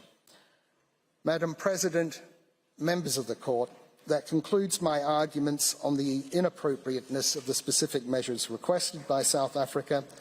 I thank you for your careful attention. I invite you to call on Mr. Noam, co-agent of Israel, to conclude Israel's arguments. I thank Mr. Staker, and I now invite the co-agent of Israel, Mr. Gilad Noam, to address the court. You have the floor, sir.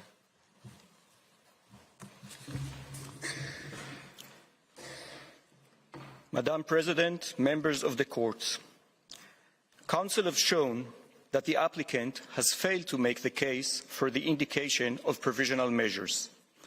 More specifically, 1, the court lacks prima facie jurisdiction, as the applicant has not shown any dispute between itself and the respondent at the time the application was submitted. Indeed, it tried to mislead the court into believing that one had existed. 2, the applicant has failed to meet the condition of plausible rights to be protected in the present circumstances. 3, the simple reality is that the events which are the subject of these proceedings are occurring in the framework of a war instigated by Hamas, governed by the legal framework of international humanitarian law. They do not fall within the remit of the Genocide Convention. 4, the standard of irreparable harm and urgency is not met either. Israel is constantly taking concrete steps together with others, to address the humanitarian situation in Gaza. 5. Finally, we have shown that each of the provisional measures sought are unwarranted and prejudicial. All this requires that we give attention to two fundamental matters arising from these proceedings. The first is that the applicant seeks to portray an image of Israel as a lawless state that regards itself as beyond and above the law. The applicant paints an image of Israel as a state in which the entire public service, military, and society have in concert discarded Israel's long-standing commitment to law and morality and become singularly consumed with destroying an entire population. That is patently false. I can attest to that firsthand as the Deputy Attorney General for International Law. In this position, I regularly advise the government on issues of international law, including humanitarian law. This has not changed since October 7th. The conflict with Hamas poses serious operational and legal challenges. In conducting close-quarter urban combat while mitigating harm to the surroundings, in seeking to put a stop to Hamas military use of hospitals while minimizing disruption of medical services, in helping civilians leave areas of the most intense fighting while Hamas forces them to stay in the line of fire, in facilitating the provision of aid when that aid is constantly stolen by Hamas to sustain its military efforts, in balancing humanitarian considerations with the need to act forcefully against an adversary that still fires rockets deep into our country and holds our citizens hostage. As the authority responsible for international law advice to Israel's government and cabinet, I can attest that in contending with these challenges, Israel remains committed to international law. When the cannons roar in Gaza, the law is not silent. This has been the case since Israel's establishment in 1948, the same year the Genocide Convention was adopted. Israel's commitment to the rule of law has remained steadfast throughout our history, despite the complex challenges we face as a nation. It reflects the commitments made at the time the state was established, as reflected in our Declaration of Independence, which makes express reference to the principles of the Charter of the United Nations. In 1948, too, Israel was at war, forced upon it. Yet, despite being engaged in a war for its survival, the young state gave great importance to immediately establishing an effective, independent, and impartial legal system. Indeed, one of the first steps the newly formed IDF took in the midst of a war was to establish a military justice system. This system has evolved into an integral part of the institutional structure of the IDF. Thus, the IDF Military Advocate General holds the highest rank in the IDF, save the Chief of Staff, and is institutionally independent from the military chain of command. Her staff, including international law experts, are interwoven into all aspects of the military's activities. They provide legal training and education. They are involved in the drafting and preparation of military plans and doctrines. And they provide ongoing legal advice on a range of issues, including targeting, weaponry, and obligations towards the enemy's civilian population. This remains the case in the current conflict. The civilian legal system, including my department in the Ministry of Justice, serves as an avenue of review for the military legal system. The Attorney General stands at the head of the civilian legal system. In this position, she too enjoys full institutional independence. At all times, the doors to Israel's courts, including Israel's Supreme Court, remain open. This court is widely acknowledged for its willingness to consider issues pertaining to the conduct of hostilities, including ongoing hostilities. Indeed, during the current conflict, the Court has already considered petitions on different aspects of the war. Israel's legal system also ensures accountability. The IDF has a robust law enforcement system. It also maintains an independent mechanism for examining and investigating alleged violations of international humanitarian law. This mechanism is subject to review and oversight by the civilian justice system, including the Supreme Court. This system has been structurally strengthened over the past decade, including by consultations with like-minded states and international experts. Assessing incidents in large-scale hostilities outside of a state's territory requires expertise. Our system is provided with substantial resources and authority to fulfill its mission. The military mechanism is already reviewing incidents relating to the current conflict. The rule of law remains a foundational pillar of the State of Israel. The applicant defames not only Israel's leadership, but also Israeli society. Misrepresenting a selective assortment of statements to suggest genocidal intentions and the abdication of core moral values. Israel's counsel, Professor Shaw, addressed this claim. The shock, anxiety, and deep pain that have affected Israeli society since October 7th naturally lead to harsh statements regarding the enemy that is committed to, indeed driven by, destruction of Jews and Israelis. But our legal system knows how to draw a line between statements that may be troubling and even obscene, but fall within the right of freedom of speech in a democratic society, and those statements which go beyond that right.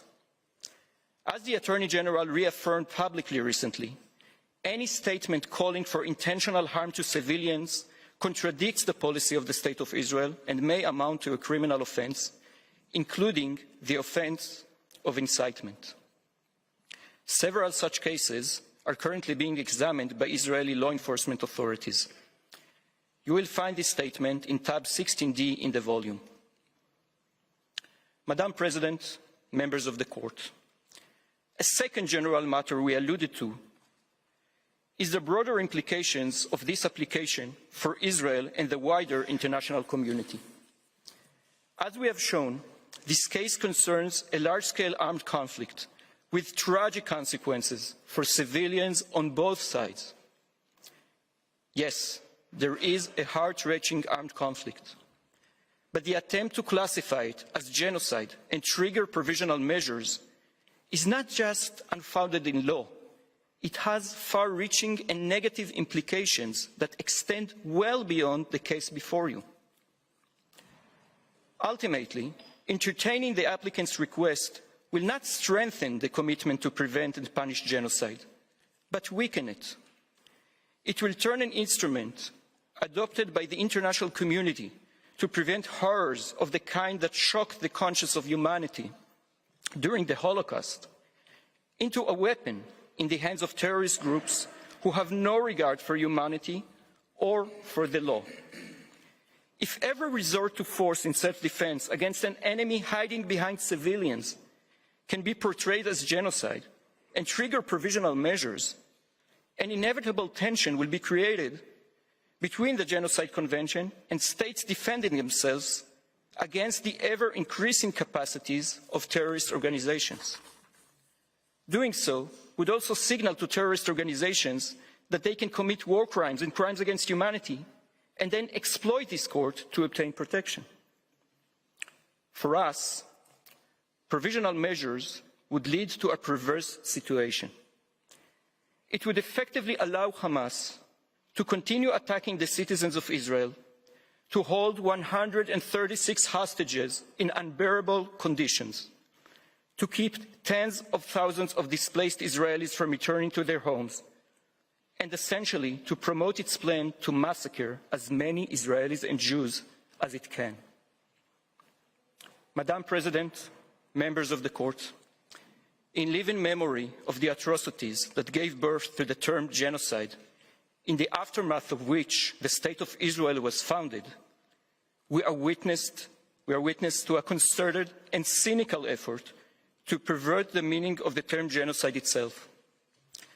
The Genocide Convention is too important a foundation in humanity's aspiration to defeat barbarism and evil to be belittled in this way.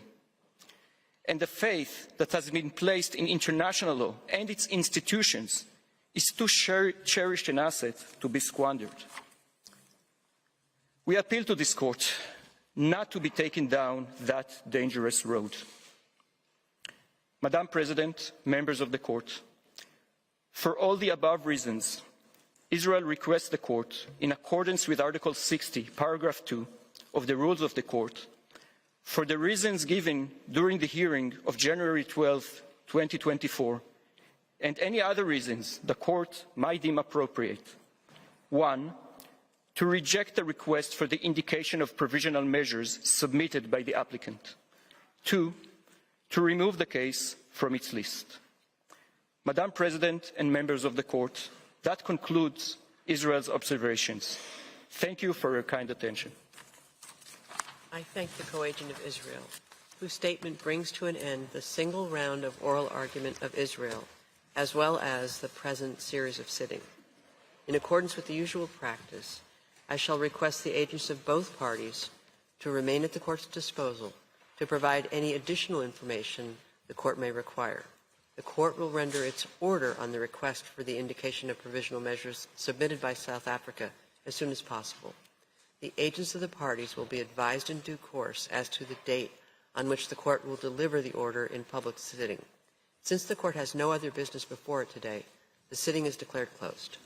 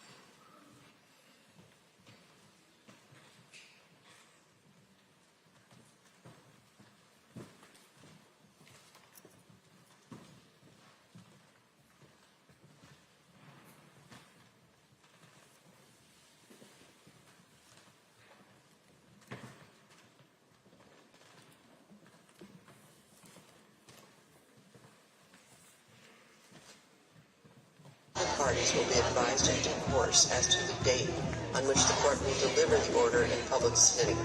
Since the court has no other business before it today, the sitting is declared closed. And that brings to a close day 2 of the hearings at the International Court of Justice in The Hague in the Netherlands, sometimes referred to as the world's top court. So if you're just joining us, it is just past 12 GMT, 1 p.m. in The Hague, and yesterday we heard South Africa make its case that Israel is committing genocide in its war in Gaza, and today, over the last few hours, we have heard Israel's robust defense that it is emphatically not committing genocide and that the court does not need to order provisional measures for Israel to stop its war in Gaza. Now the judges will deliberate. We don't know how long that will take. We expect it could take weeks, although South Africa has required emergency measures. So could it be shorter? Yes, it could be. We don't know. Let's turn to Al Jazeera senior political analyst Marwan Bashar. Marwan, you've listened to, what has it been, 3 hours? 3 hours of this almost non-stop, except for a little 10-minute coffee break for the judges too. I suppose the question right now is, what in your view were the weakest and the strongest arguments that Israel made in its defense? So, I think it's probably best to compare the 3 hours today with the 3 hours of yesterday, sir, because we have a very clear juxtaposition arguments here, and in fact both teams have followed the same logic in terms of the various aspects of this case that they want to tackle separately by even separate lawyer of sort. I thought, grosso modo, generally speaking, I thought Israel lost the moral, factual, historical, humanitarian argument. Just because of the way the situation has unraveled the last 3 months, just the sheer death, industrial killing in Gaza, the sheer victims and humanitarian catastrophe in Gaza, I think works in favor of the Palestinians. There's absolutely no doubt about that. Israel's attempts at fixing the situation as if Hamas is the perpetrators of human rights violations in Gaza.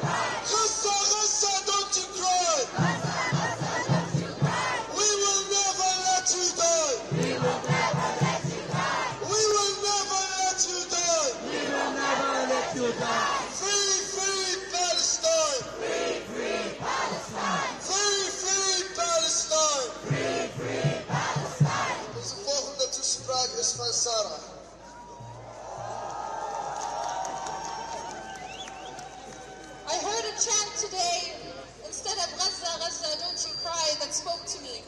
Yamma, yamma, don't you cry.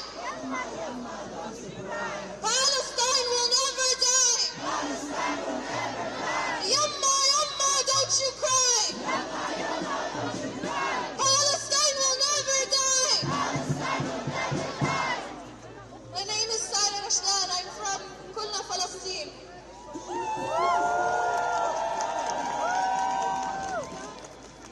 And today I want to talk to you about our next actions as a group, as a collective group, globally, all of our efforts today. This has been a historic moment for Palestine, and we thank South Africa from the bottom of our hearts that they spoke up.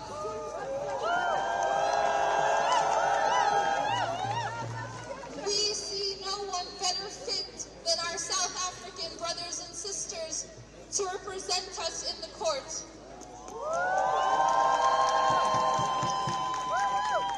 But now I want to talk to you about the next actions, our next global actions. We cannot stop now. It is our efforts that eventually brought Israel to the ICJ.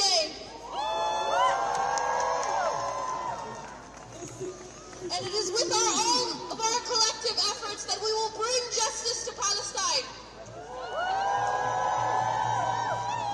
So please listen closely to the next points. This is not only for those in the Netherlands. As we are gathered here today with people from Belgium, from people in France, from people in Germany, with people from America. There are people here from all over the globe.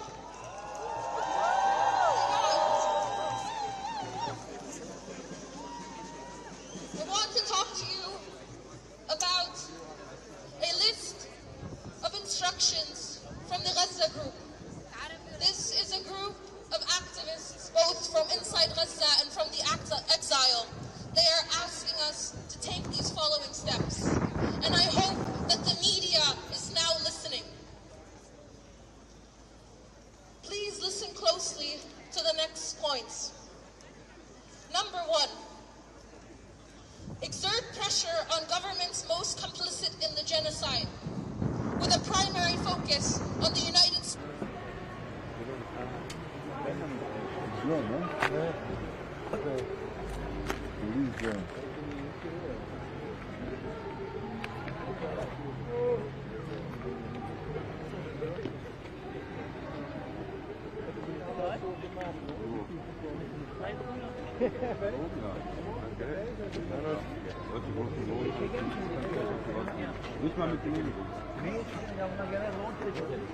Only police drone? Yeah. Only allowed to fly. You can fly yours. Yeah? Can you fly yours? No, not allowed. Not allowed? No. Also the big ones, only by police. Okay, all right. Nobody can fly. So the big drone over here. Over the yes. It's impossible. Yeah, sure. The national key train.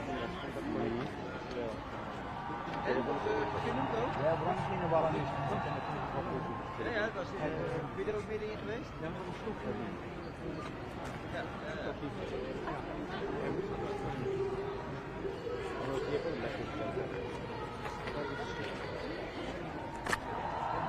je kan niet te hoog gaan.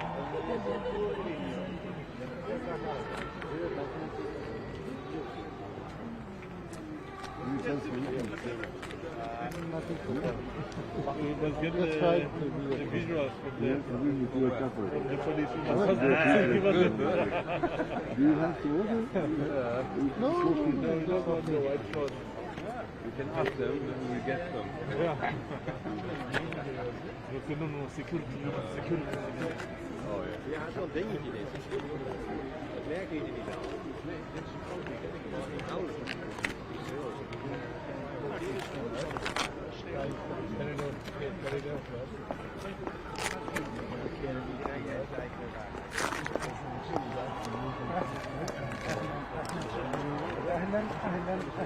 En de knijp. Nee. Ik dat het de volksnaam is. En dan denk ze aan de andere kant ook. Als je daar hoort.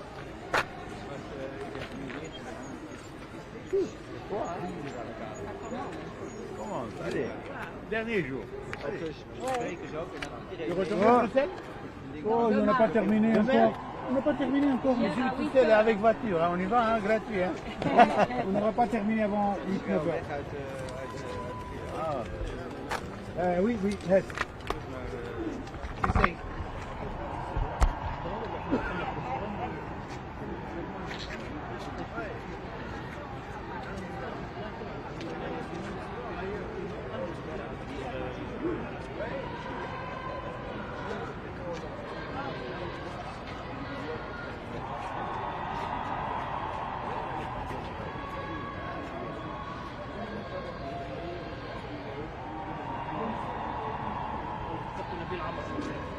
لا في شخصيات لا انا كنت نبيل عمر سياسيه وانا ذكرت مع مين اللي جاي؟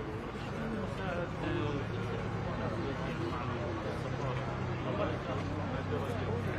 وكيل وزاره ومساعد وزير مساعد مين في شخصيات وكيل مساعد مساعد قاعد كنسه ليش شخصيات غير ايوه عارف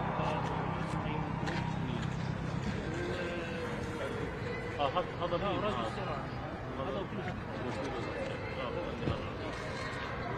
هذا بدك تمشي منه كالإنسان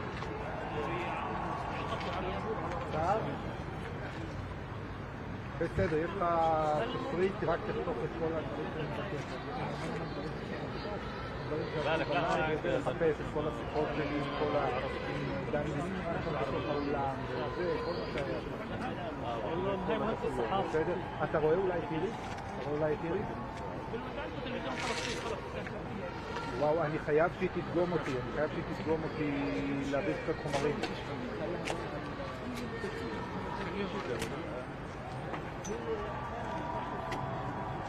איריס, תגידי, מתי אני יכול לרוץ? יש לי 5 דקות של חומרים לכתבה.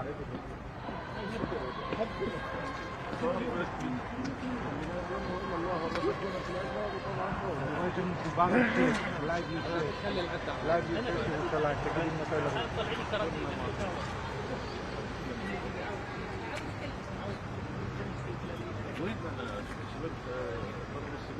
Sorry. أنا عطلته على الوحدة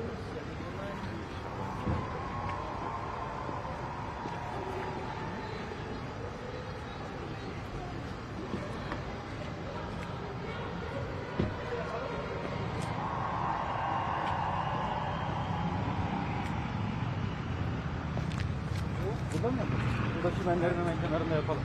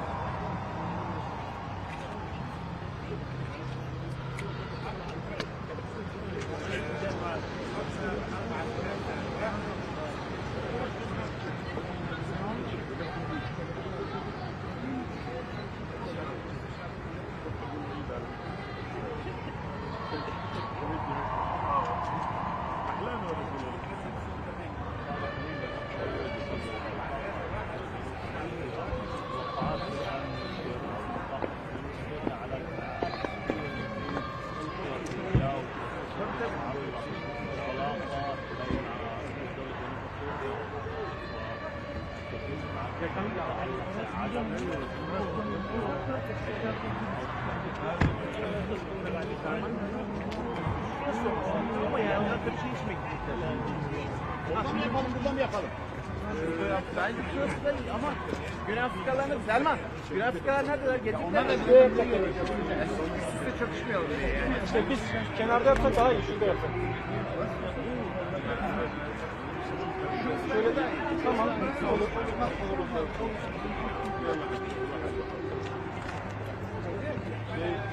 Önce Türkçe yapacağız, sonra İngilizce.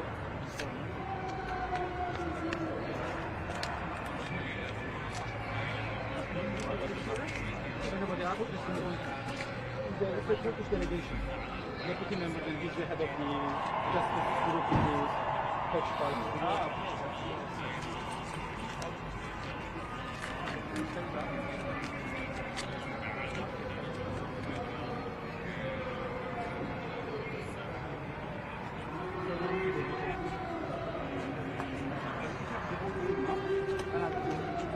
Değerli basın mensupları, hepinize iyi günler diliyorum.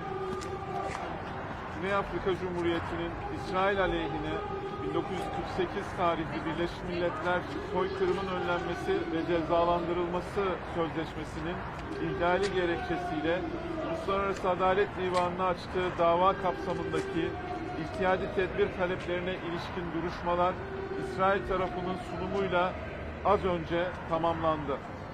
Biz de Türkiye Büyük Millet Meclisi heyeti olarak duruşmayı arkamızdaki Barış Sarayı'ndaki salonda takip ettik. Duruşmaya uluslararası camia tarafından gösterilen yoğun bir ilgi mevcut. Dünya kamuoyunda da farkındalığın arttığını görüyoruz.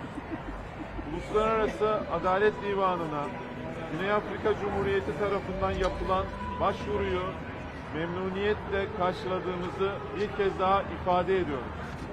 Başlayan bu sürece olan desteğimizi Türk halkı adına bir kez daha beyan ediyoruz. Bu sürecin mümkün olan en kısa sürede tamamlanmasını istiyoruz. Güney Afrika Cumhuriyeti divandan aynı zamanda İsrail'in Gazze'ye yönelik saldırılarını durdurmasını içeren ihtiyadi tedbirlere hükmetmesini talebinde bulunmuştur. Bu başvuru çerçevesinde Uluslararası Adalet Divanı'nın İsrail'in Gazze'ye yönelik saldırılarını durdurmasını içeren geçici tedbir kararı almasını da bekliyoruz. Davanın mümkün olan en kısa sürede tamamlanmasını temenni ediyoruz. Divanın bu konudaki değerlendirmelerini titizlikle yapacağına inanıyoruz. Alınacak kararın takipçisi olacağız. Meseleyi yakından takip etmeye devam edeceğiz.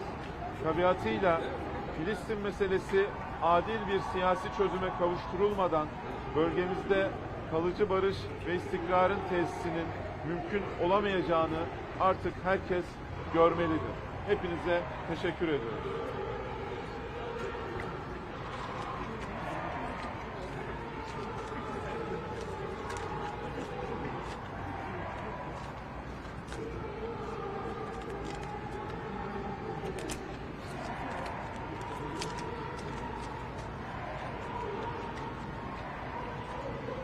Dear members of the international press, the public hearings on the request for provisional measures in the context of the proceedings instituted by South Africa against Israel at the International Court of Justice on the grounds of violation of the 1948 Convention on the Prevention and Punishment of the Crime of Genocide have just concluded with the presentation of the Israeli side. As the delegation of the Grand National Assembly of Turkey, we followed the public hearing in the Peace Palace behind us. Intense interest was shown in the hearings by the international community. We see that awareness is also increasing in international public opinion. We welcome the application made by the South Africa to the ICJ. On behalf of the Turkish people, we once again declare our support for this process. We would like this process to be completed as soon as possible. As South Africa had also requested the court to grant provisional measures requiring Israel to cease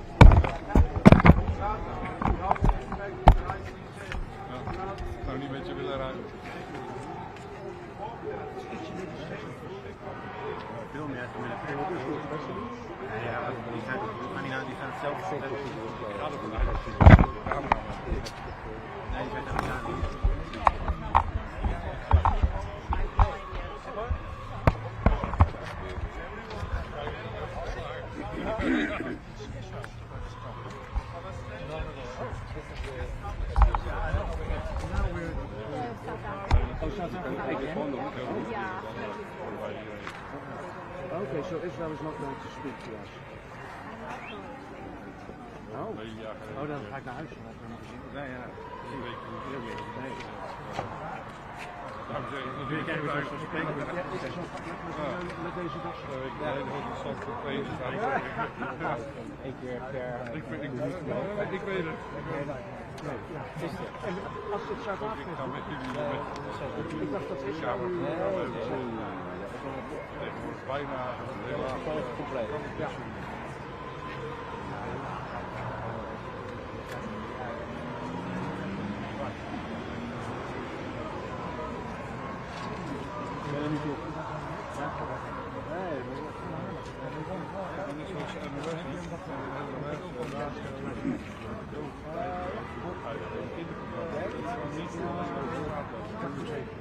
Oh ja.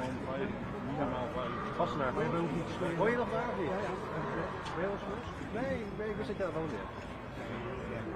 Heb je nog die Discovery? Nee, die was zo. Ja, daar doen we heel veel mee. Ja, wat de luchtfilm en zo.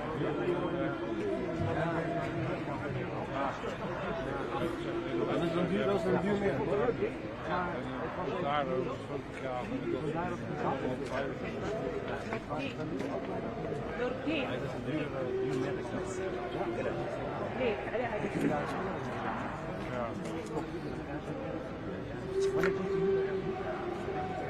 één komt wel.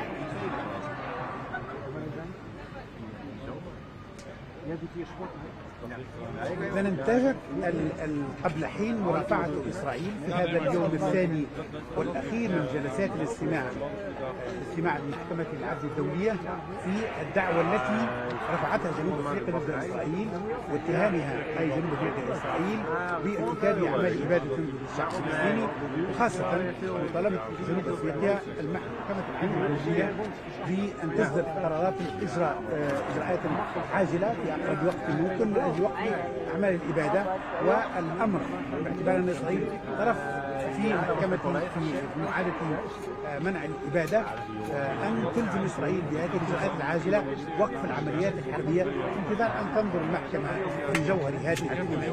عمليا الجلسات اللي انتهت يوم أمس واليوم رئيسة المحكمة قالت في نهاية الجلسة أن القرار سيصدر في أقرب وقت ممكن حسب تقديرات العارفين بشؤون المحكمة.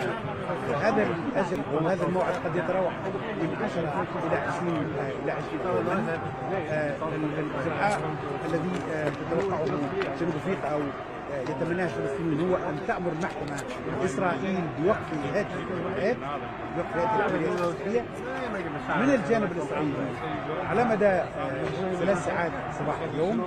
توالى المنظمة كلاهما دافع أو حاول التشكيك في الأدلة والمستندات القانونية والأدلة في الميدان، الأدلة المادية ووقائع في الميدان وكذلك البيانات الرسمية التي رأت جنوب أفريقيا أن حكام إسرائيل اليوم يعني القيادات السياسية خاصة الحكومة والقيادة العسكرية أدلوا بتصريحات كثيرة تؤكد نواياهم وعزمهم على إبادة الشعب الفلسطيني. الجانب الإسرائيلي دعا المحكمة إلى رفض الشكوى ورفض الدعوة كاملة وعدم اتخاذ أي إجراء. في جملة أو جملتين المرافعات الإسرائيلية صورت ما يجري في 3 أشهر على أنها حرب بين إسرائيل وحماس، أن إسرائيل تحترم القانون الإنساني وأنها قامت بفتح مستشفيات أو السماح بالمستشفيات الميدانية إلى غير ذلك، أنها وزعت منشورات، أنها بعثت بآلاف الرسائل القصيرة لإنذار السكانيين بموضوع عمليات القصف. فتقريبا كل الأمر أن كل ما قاله الجانب الإسرائيلي أن ما يجري هو حرب إسرائيل ضد منظمة حماس، ليست حربا ضد الشعب الفلسطيني، أن إسرائيل تحترم القانون الإنساني الدولي، وأن ما قاله مسؤولوها أخرج عن نطاقه وأخرج عن نطاقه في هذه المحكمة. وبالتالي نعم لا يمكن أن نقول أن لغة هذه الطرشان. نعم القرار المتوقع حول الإجراءات العاجلة، القرار المتوقع ويتعلق بالإجراءات العاجلة التي تطالب بها جنوب أفريقيا ويتمناها الفلسطينيون، هذا القرار سيصدر في وقت قريب من 10 أيام إلى 20 يوما من هنا. وهذا القرار هو إجراء وقائي أو إجراء احترازي تتمنى جنوب أفريقيا أن تطالب المحكمة إسرائيل عندما سيصدر هذا القرار دعنا نقول بعد 10 أيام أو في بداية شهر فبراير المقبل أن تطلب من إسرائيل وقف العمليات العسكرية. هذا واحد. ثانيا النظر والحكم النهائي في جوهر الدعوة التي رفعتها جنوب أفريقيا ضد إسرائيل. هذه الدعوة تتطلب بعض الوقت أشهرا بالنسبة للمحكمة حتى تقول حكمها وكلمتها الأخيرة.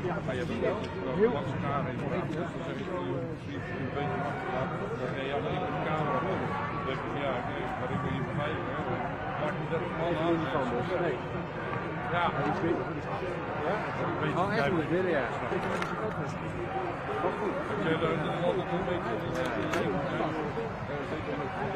Vroeger kon je nog geld verdienen, papa. Heel mooi. Gelijk belegd in de steekhout. Ja,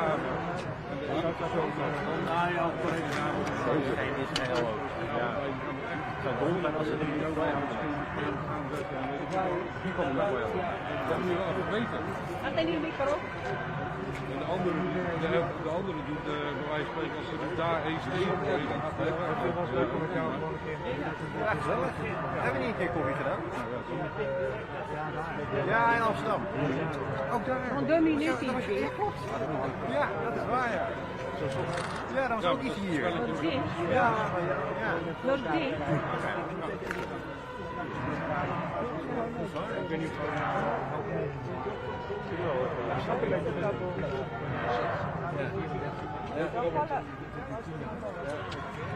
oh, maar ja,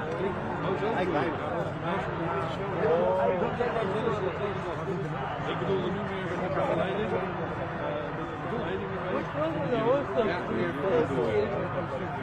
Ja.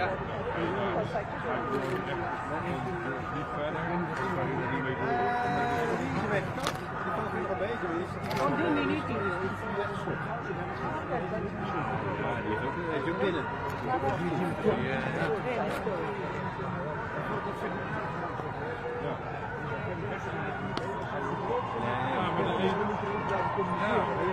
Ja, maar de ene niet zegt, maar als je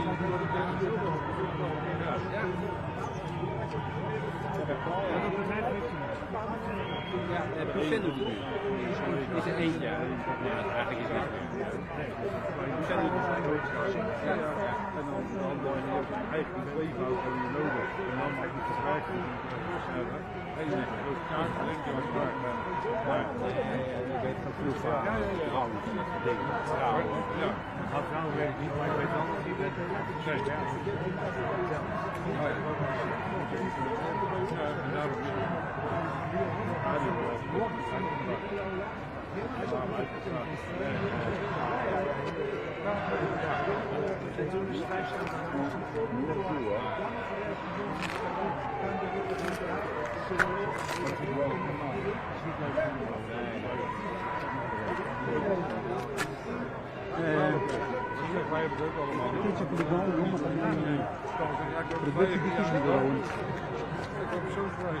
راح علينا تركي والله كان يكون كويس.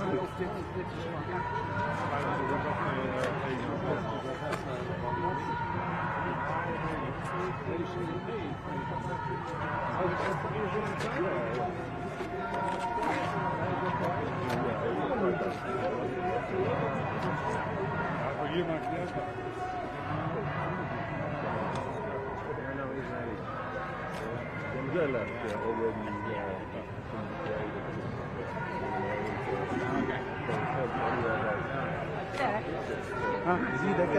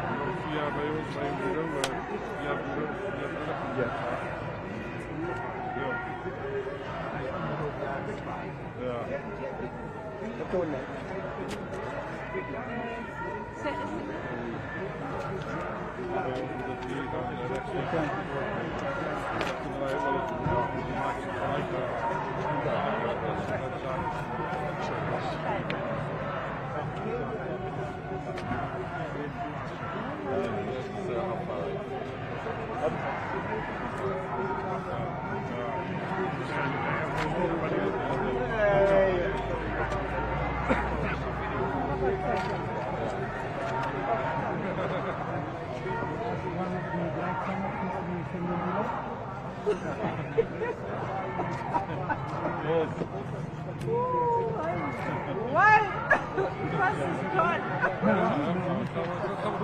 weet van de wereld, dat kan wel partij vinden. Oh, in that context, yeah. He's not used to.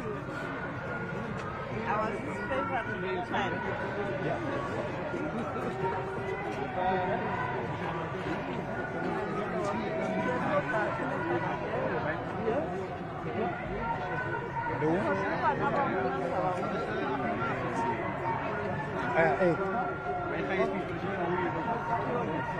لا كله المتحدث من حد شكون هو وفد كبير ما عرفش هم جايين صبيح كله يعني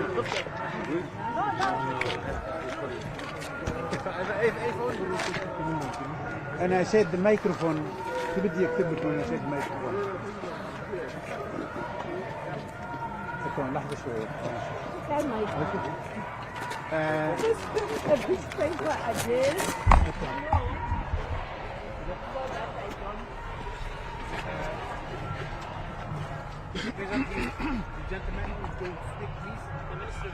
Okay. Yeah, is the Minister of Justice?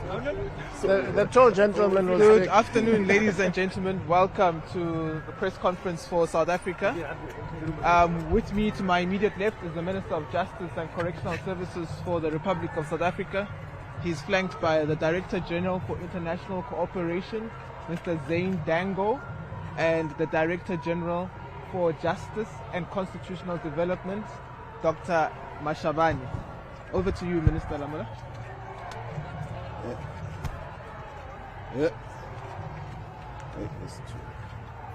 Thank you very much. Today we have heard Israel's purported justification before the ICJ.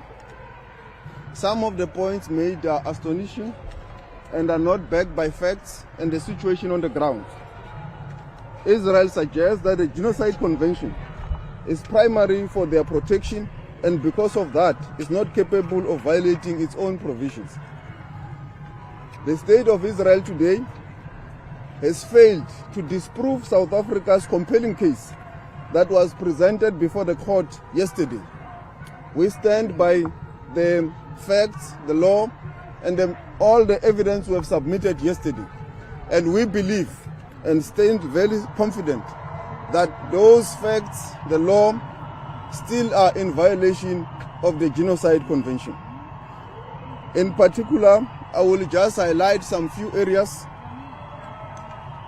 The state of Israel, in its response to the statement read out by senior Israel political and military civilian society leaders, Israel tells the court that these statements are simple rhetorical and we should not ascribe them any importance.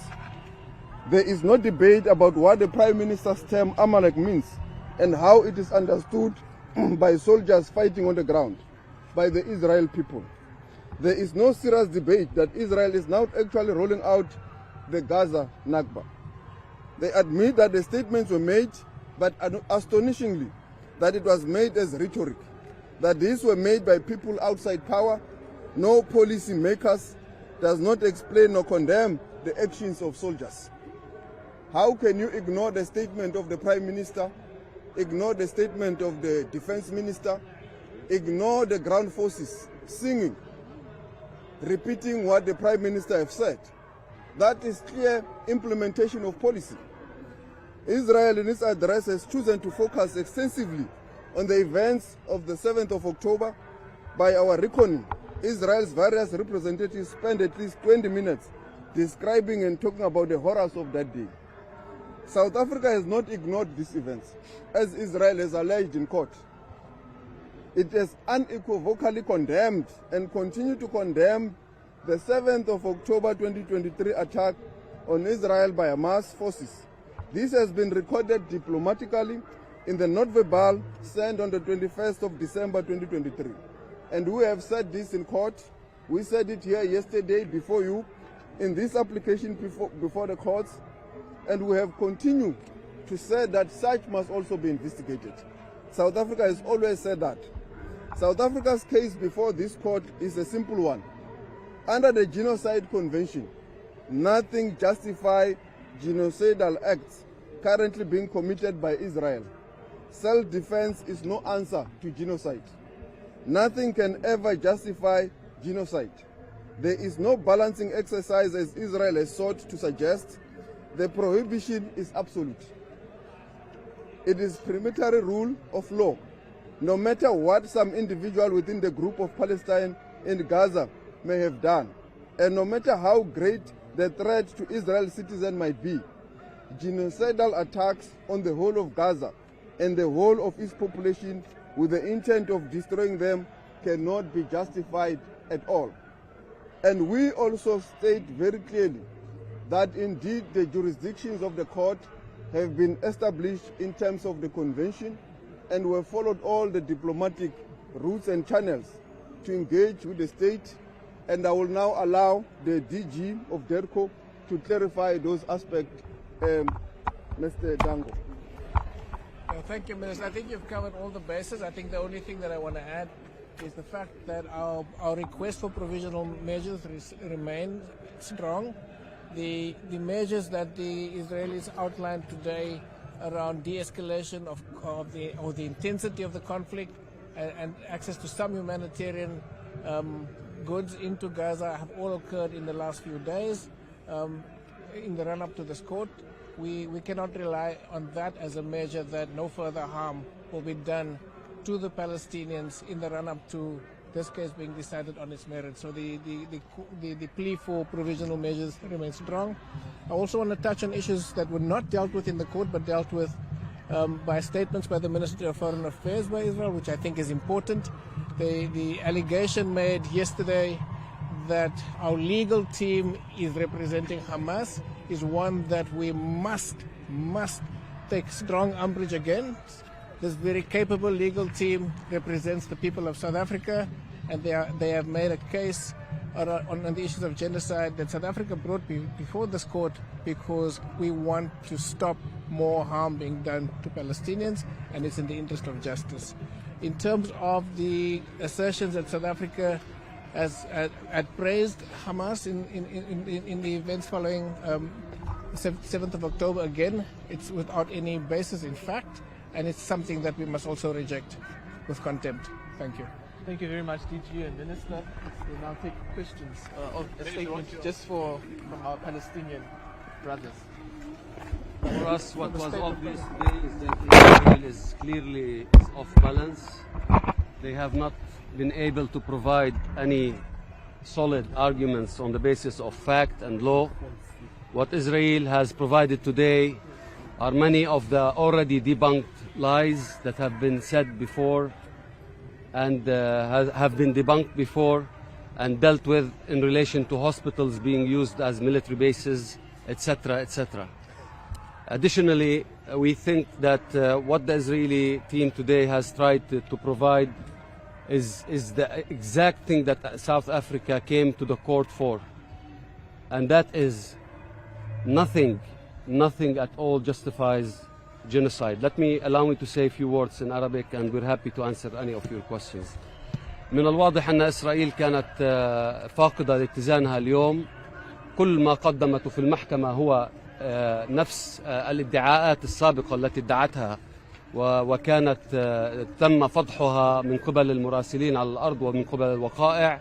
لو كانت إسرائيل صادقة بنواياها لسمحت بلجان تحقيق بالدخول إلى أرض الواقع والتحقق من ما يحدث على الأرض.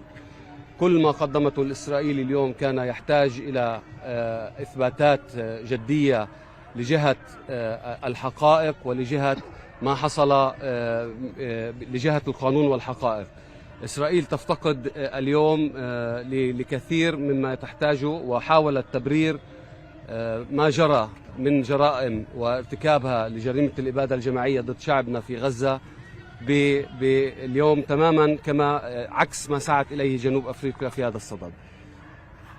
شكرا. Say again? What's your reaction to the airstrikes against the Houthis overnight? Well, we think this. Our reaction was that we have warned that this would be escalating, and escalating in the region and beyond. And unfortunately, states have chosen to escalate rather than hold Israel accountable and end its atrocity at the Palestinian people. Minister, can we ask you the same question? Your reaction to the airstrikes from the Houthis overnight? Thank you. I think Ammar has said it. I think we always believe that the use of force is never wise, and we hope that all states would act in a way that will de-escalate tensions in the region. The last thing we need now is a regional conflict. What about the fact that Israel has a small dispute between South Africa and Israel, and there was trying to communicate with South Africa before this case? I think we will let the judges decide about whether we have concretized the dispute. We feel that we have concretized the dispute, that the fact that there is a dispute when we have said it in so many forums that this is a genocide, and they have said it's not, and we've also followed all the diplomatic channels. I think the minister has touched on that in his statement. Did they try to reach out? We followed the normal diplomatic channels. Minister, Israel says that if the ceasefire is ordered, it will have to abide by that and be unable to protect itself from attacks by Hamas. Hamas has said will continue. Isn't that true? No, it is not true, because as I stated earlier on, we have condemned the actions of Hamas, and that they must also desist from any form of civilian attack. And we have also stated that should also be investigated by the relevant authorities and the UN bodies. But we do believe very strongly, and it's not just South Africa. On the 10th of January, the Director General of the World Health Organization stated that WHO has cancelled about 6 planned missions to the northern Gaza since the 26th of December. And there have been many organs of the UN that have stated the same, that they cannot provide humanitarian aid to the people of Gaza. The only way to do so is for a permanent ceasefire in the area. And do you feel optimistic after this morning's hearing by Israel, or worried by it? We remain confident that we have presented a compelling case, forensically detailed by our lawyers, and the state of Israel has dismallified today, except to say that certain words were rhetoric and certain actions can be minimized by the fact that they've allowed humanitarian aid. We all know there was no such. The organs of the UN have stated as such, and it's not South Africa saying this. No, anyone. The UN says they can't provide humanitarian aid because of the ongoing bombing. So we remain confident that the court has a compelling facts from South Africa, and the law is on our side. The jurisprudence of the court has been very clear with regards to there cannot be any justification for genocide. Mr. Minister, does Hamas is a terrorist organization in your point of view? What have you said? Hamas is a terrorist organization. Oh, okay. Yes. South Africa, like many other countries in the South, has not declared Hamas as a terrorist organization. That does not mean we condone what Hamas has done. The fact that other jurisdictions have declared them a terrorist organization does not mean that we should do the same. You see that Hamas is active in places like Qatar and Turkey formally. In South Africa, they are not active. They don't have any bases there, which has been claimed as well.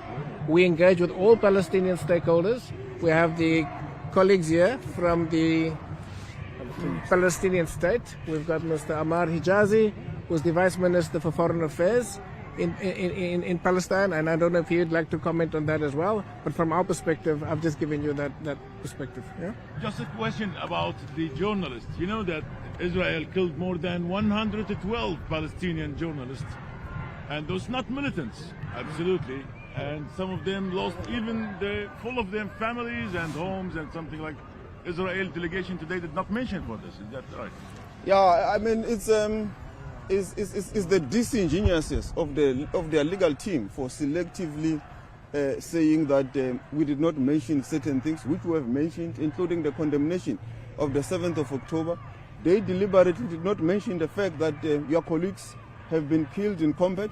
Not only them, a civilian population, kids are not going to school for the past 3 months. The United Nations personnel, all that cannot be justified as an act of defense.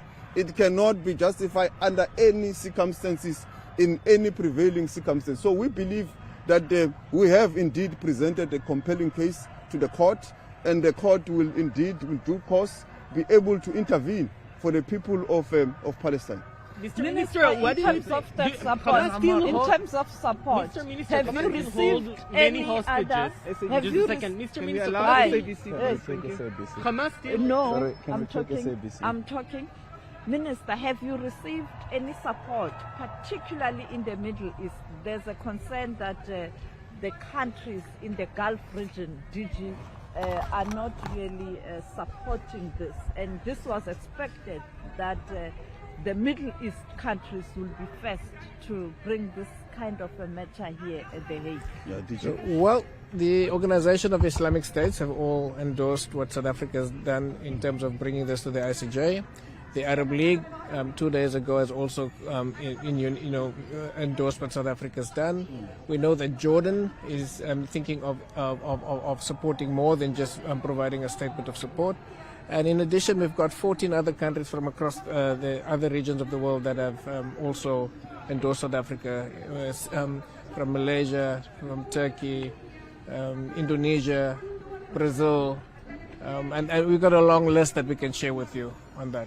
Mr. Minister, Hamas still hold many hostages. Do you think that South Mr. Africa, Israel supports Mr. Minister, Hamas still hold many hostages. Do you think that they are stick to the international law as well? I think they must. They must stick to international law. Holding of any civilian hostages is not part of any system. And you have heard us yesterday. We were very clear that our case is not against the Jewish people, the residents and the civilian population of Israel. Our case is against the actions of the state of Israel, the military, which is targeting the civilian population in Gaza of the Palestinian people. Same goes with Hamas. They must respect international law. They must operate within that. So that is why it's important that... Do you call Hamas let the hostages free? Yes. Yes, they must release them. Yes, my question is, we know like the history of South Africa during the apartheid regime, Israel was one of the countries who supported the apartheid regime. What is the importance today after that South Africa liberated from the apartheid to support the Palestinians here in this court? What's your message to the world? Yeah, this is not revenge from South Africa. This is not revenge from South Africa against Israel. We are standing on a principle that any apartheid state anywhere in the world has been declared as a crime against humanity. So it will never be allowed to happen anywhere, and that is a UN convention. So we are here to protect the rights of the people of Palestine in Gaza. So it has got nothing to do with our revenge to the people of Israel. And as I've said yesterday, the one of the first treaties our founding president has signed was the Genocide Convention, because we acceded to it in 1998, shortly after our democracy.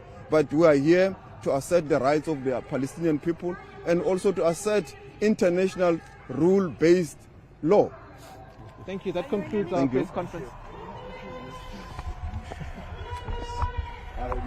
Mar, what are you eating alone, man?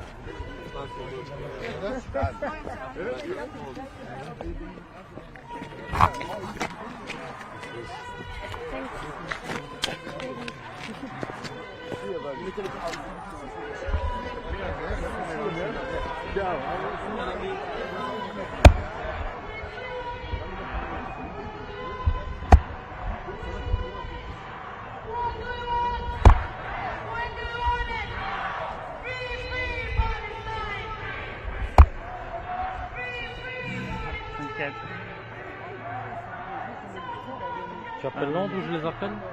Non, je vais les appeler. Okay. Oh.